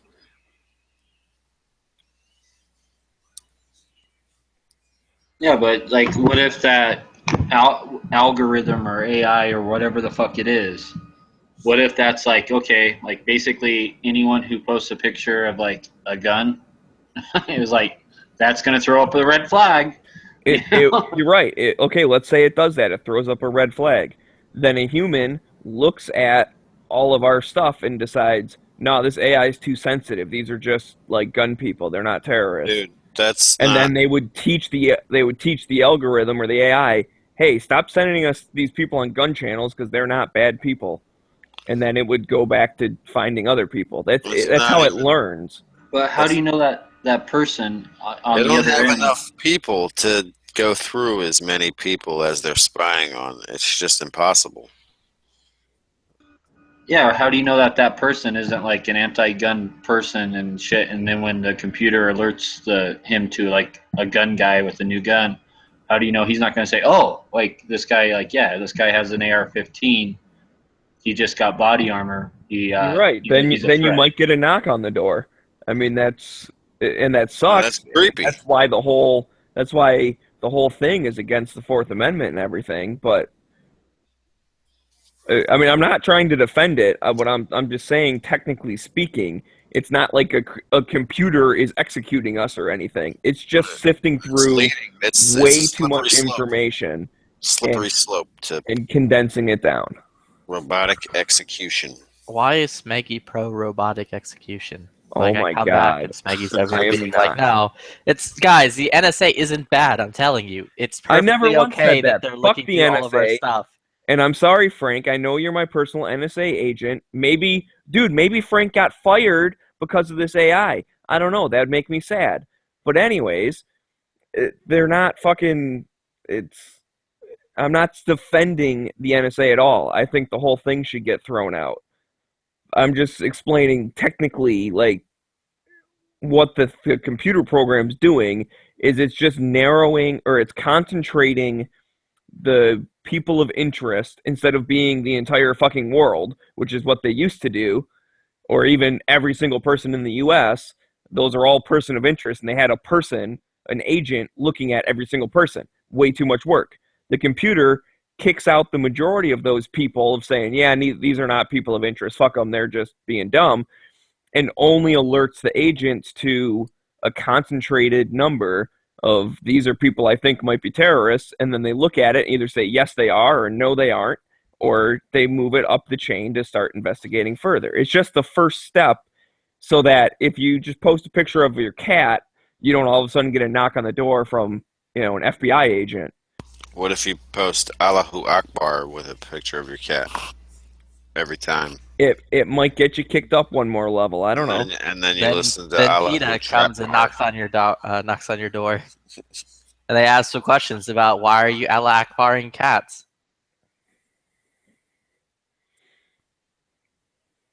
And you say, get naked. Isn't that their thing? They get naked? Yeah, they get naked a lot. They'll probably come to your door naked in the first place. That'd be the locker room talk. Yeah, you get the worst ones too, naked. My aunt got attacked by a lady because she was wearing like fake fur. Like it was a coat that had, that like faux fur around the collar. And this lady was like, murderer, rawr, and like yelling at people and like all this stuff. And so my aunt was like, you're a fucking retard. This is fake. Like this is, what do they make that shit out of? Like synthetic material or whatever. Yeah. Like nothing died to make my coat. You're wearing a leather belt. More things died for your outfit than they did mine. Go fuck yourself. I don't know I don't think that actually happened, but that'd be funny if it did. I don't know if the lady had a leather belt or not. But I do know that my aunt like yelled at her, was like, this is fake. You're retarded.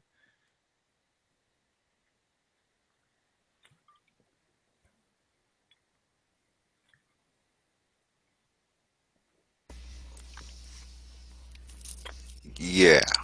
Yeah.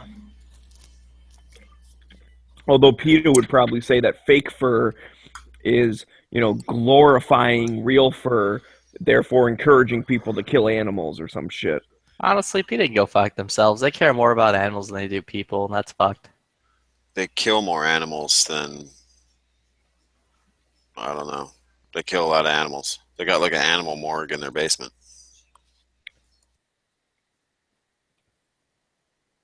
I don't know. I care about my animals more than I do a lot of people. Yeah, I know quite a few animals that I care for more than quite a few people. But in general, I would There's rather animals the that- human. I'd rather the human race survive than the animal species. Yeah, I think if I were to save things or people or animals, people always before animals. I don't know. If there was a building on fire and there was just like some random guy there, a horse, a dog, and a cat, I would like jump on the horse, grab the dog, and I'd ride out. Perfect. Fuck the cat and the guy. And look at the guy and be like, "Is that your cat?" Be like, "Yeah, Mr. Fluffies." Be like, "You deserve this." And then have the horse kick the guy in the face on the way out. I'm just saying, to me, like horses and dogs are like very, I don't know, they mean a lot to me. So like, there's, I would probably pick like the survival of like the horse species or the dog species over entire countries of people. I like watching the animal rescues successfully when like a dog's stuck somewhere and they get him, like on a ledge, on a waterfall, or wherever the fuck he's at. Have you watched that Pitbull and Police TV show? No. I don't like that show. I don't like it, but my dogs like it. It's weird. Like all my dogs, like I mean, like they will actually just sit and watch the TV on that show. Or there's even some other dog shows too. They'll just sit there and watch it. Like, okay, like this is my TV show. Oh yeah, mine loved to watch like nature stuff, like a pack of wolves chasing down an elk.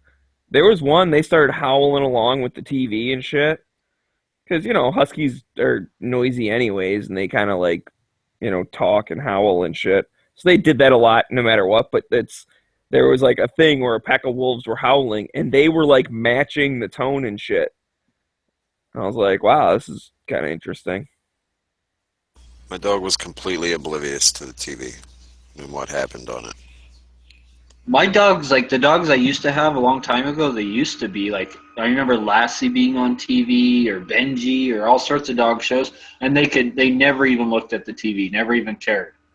But like, someone was saying that it's the new TVs now that they can actually see it, and that the old TVs they couldn't. But I guess with the new TVs, the dogs can actually see what's going on now. So. Yeah, that could be it. But I have a new TV. My dog was still oblivious.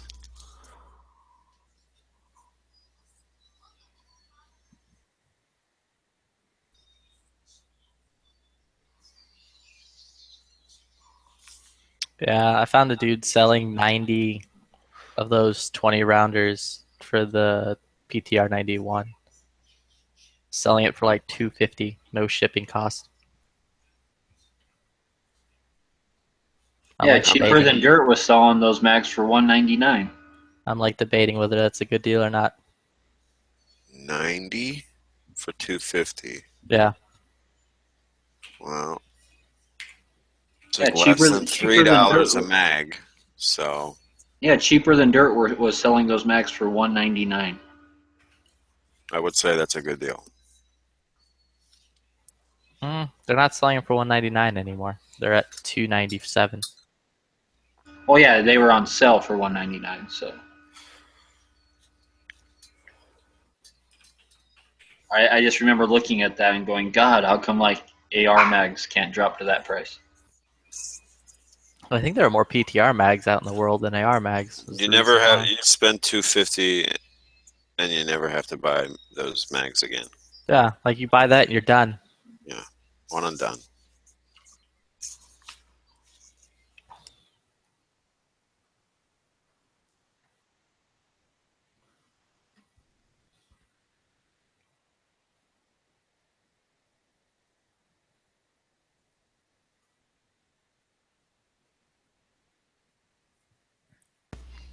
Why are they so cheap? Why are there so many of them?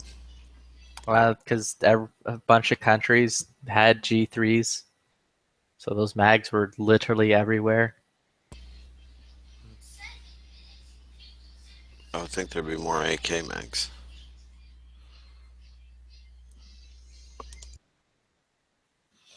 Well, everyone had G3s. Now no one has G3s.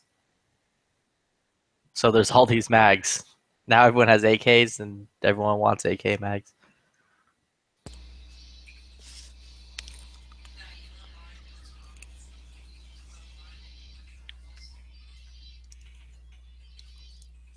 I still can't justify a semi-auto 308.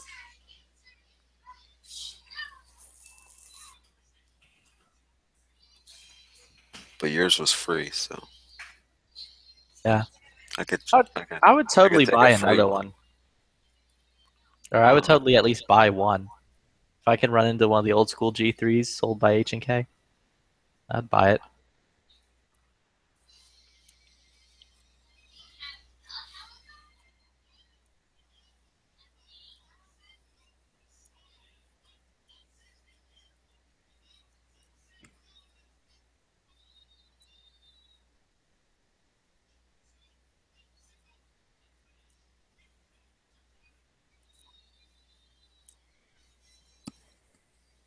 No, my local shops are like blowing Glocks out. One has Gen 4 19s with night sights for 510, 509.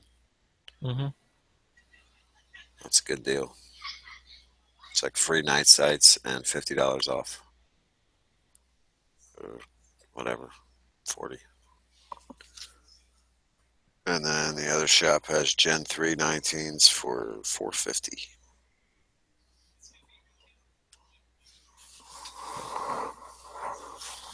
Cool.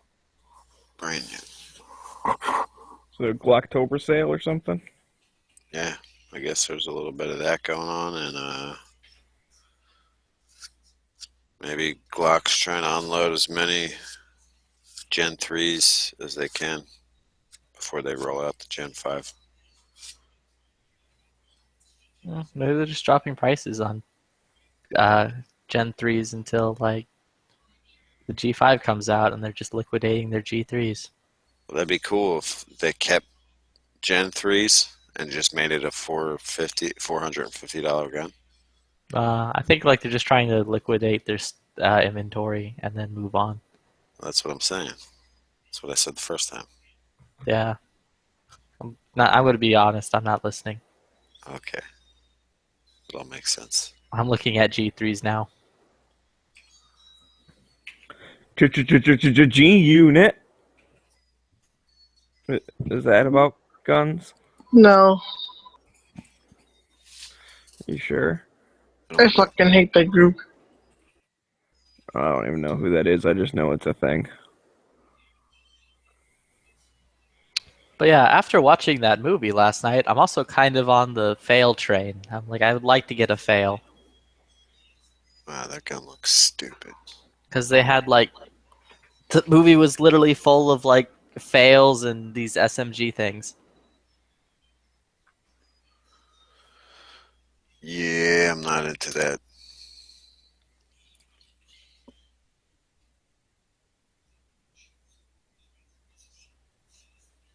What was it called? The Siege of Jakku? Jatu Village or Jatu? Jatu? I don't know. I have no idea.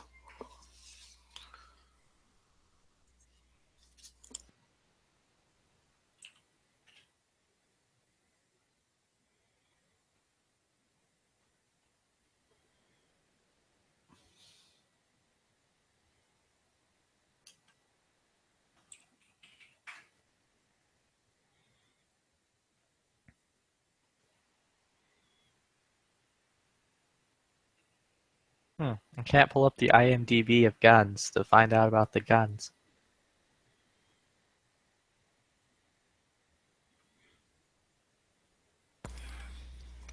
I would buy a 54R Vepr before I bought one of these 308 things.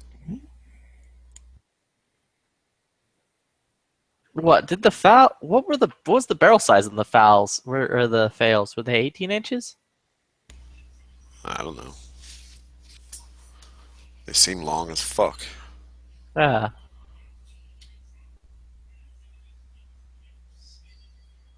Yeah, This is that's a an Voyager 18-inch barrel. 16.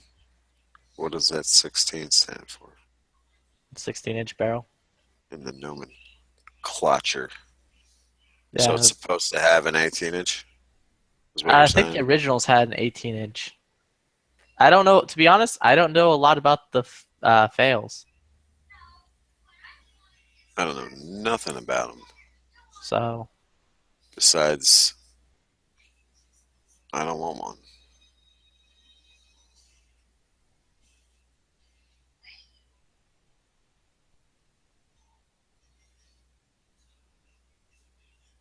Me no likey. Like, they had them in the movie, and they were cool. I would just find a better stock. Maybe that's all. Stock's like doubling as a boat paddle for when you're up Schitt's Creek with an empty fail mag. Foul. F-A-L. Well, it's a big metal fuck you gun, like covered in wood and polymer and metal. I like the So, ones like- with the wood furniture where they're all done up nice. I don't like this cheap polymer shit. Yeah, I need this one from the movie where it has like the wood stock. Where it has like the wood stock and then like the polymer front bit and like the polymer grip. And it has like the carry handle.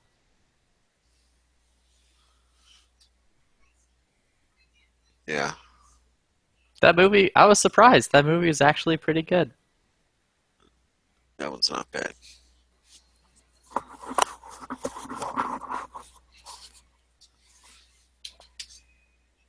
The Siege of Jadot Village.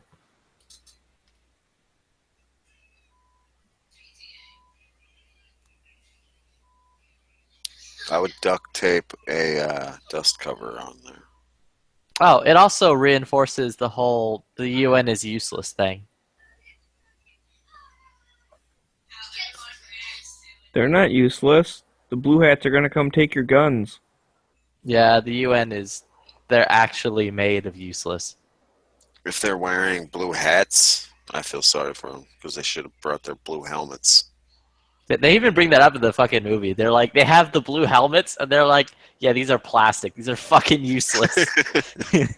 So, like, the fucking Irish soldiers who are like, they just look at it for like 2 seconds, and like, yeah, fuck this, and like, they throw them aside.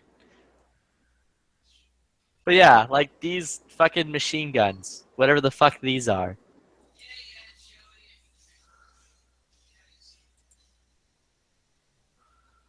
What, that thing?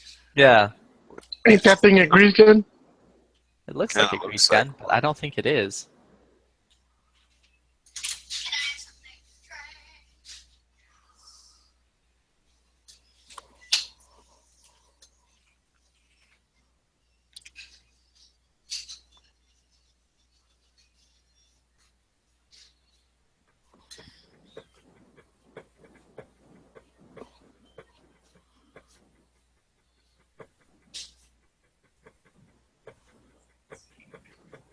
Made in USA. Very good. What's the fucking gun website? Gun websites. He's that guy that. What is it? IMDGB? I am FDB. Yeah, it's a I don't know why I Internet had such a hard movie fucking time trying firearm to get this, database. trying to get this goddamn thing to pull up. I guess it's just not there.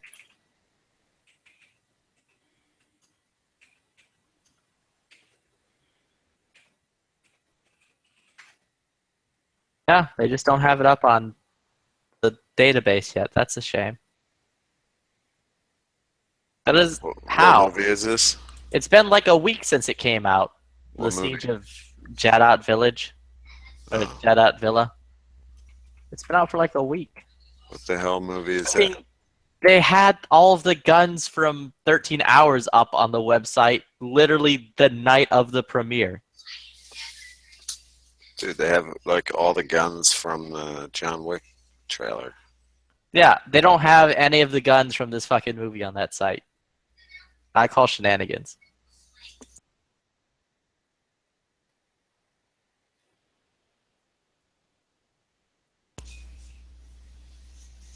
You should email them. Be like, yo, why do you suck at your jobs?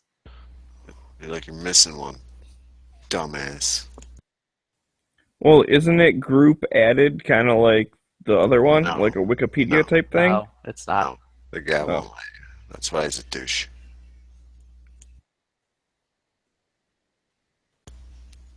Because sometimes they get shit wrong, and you want to correct it, and you can't. Like when they're trying to say John Wick's Glock 34 Terran Tactical Edition is just a It's 17. 17, right? Yeah. I have a picture of it on my phone that is like a perfect still shot of the 34. Yeah, you can see the fucking slide cuts in the top of the slide. It's like, that's a You can see- 34. You can see this. You can see the slide hanging off the front of the frame and the slide cut underneath. That slant thing. Yeah.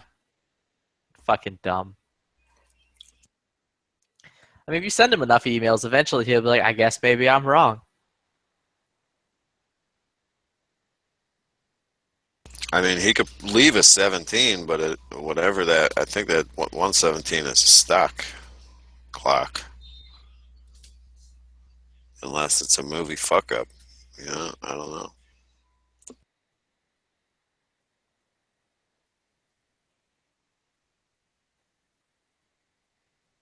Yeah, I don't know.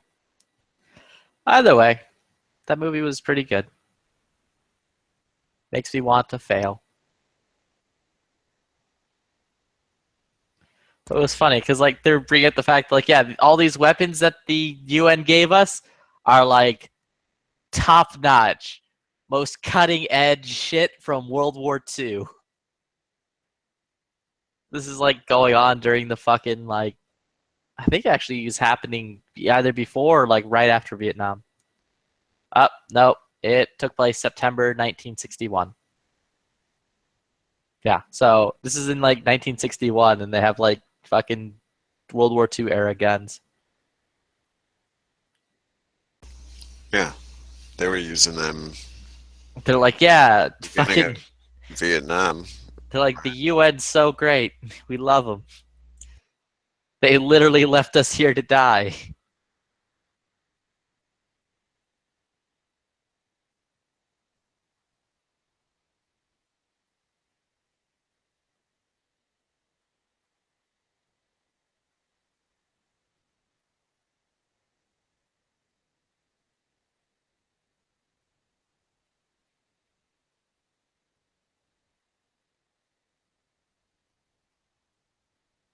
Either way, I digress.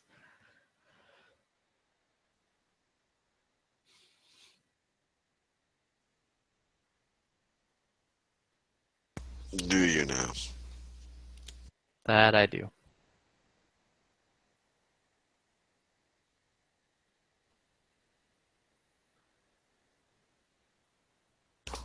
Oh, the WikiLeaks. All the WikiLeaks are hurting my head. It's like breaking. This is gonna destroy Hillary every fucking 5 minutes.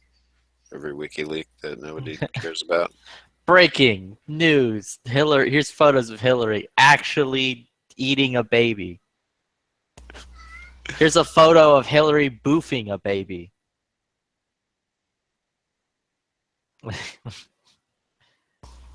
I seen the articles of Melania Trump. Melania. Oh, the The pussy bow dress she was wearing at the debate. what is the pussy bow dress? It's like a Gucci dress that's named the pussy bow.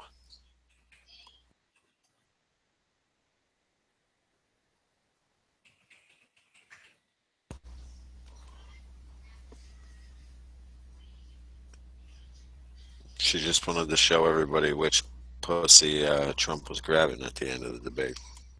So I type in the pussy bow dress, and it's just a regular fucking blouse with like a long fucking bow. Yeah, that's what she wore at the debate. It's like pink. No, it's just a bunch of different ones of like various colors.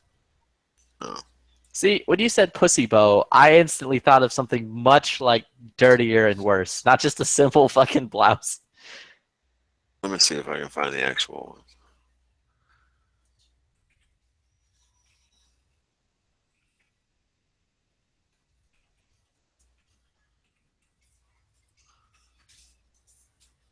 Yeah, here's that shit.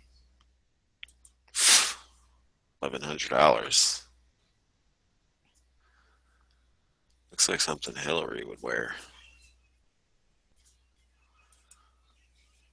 Do you even pussy bow dress, bro? Here it is. That's a big link. Choose your size.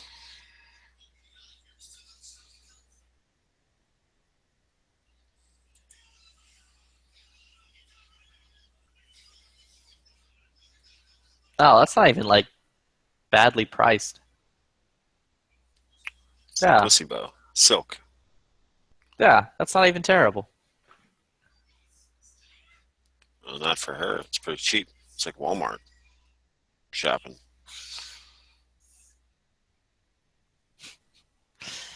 Yeah, no, like legit. That's not even that expensive. Like $1,100 for a blouse, that's not even bad. It's actually surprising. That's so fucking cheap. All right. Well, if my woman ever comes in with an $1,100 blouse, she better have an $1,100 Pussy. case full of guns. Is that why they call it the pussy bow? Because if you buy it for your girl, she's got to give it up. A new H&K and the pussy bow, and I won't be mad.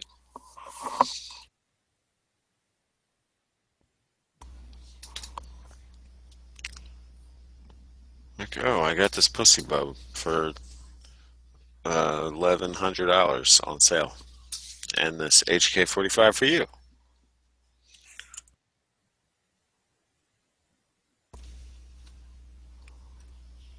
Yeah, but wouldn't you still kind of be mad? 'Cause be like, if you wouldn't have bought the blouse, you could have bought 2 HKs. Nah. Gotta make her happy. If a pussy bow blouse does that, then whatever. Honestly, if my wife came home with the $1,100 pussy bow blouse, I wouldn't even be mad. I don't even care if she brought me anything. I'd be like, whatever. Well, true that. I wouldn't.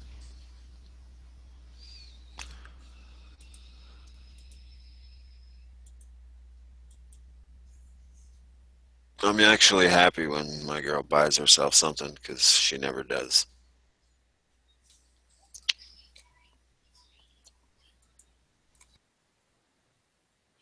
Yeah, my woman tries to be as conservative as fuck with the money, which is weird. Because I'm just like, I don't care. Buy whatever. That's why. Like, oh, my car got dirty. Well, I guess I have to go buy a new car.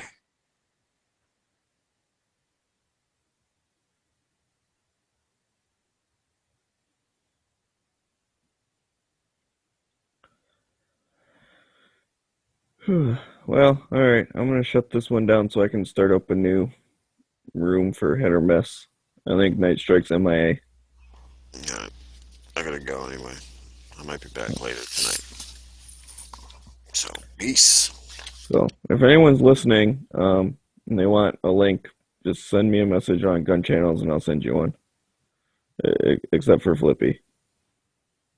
Well, I mean, that goes without saying at this point. Yeah.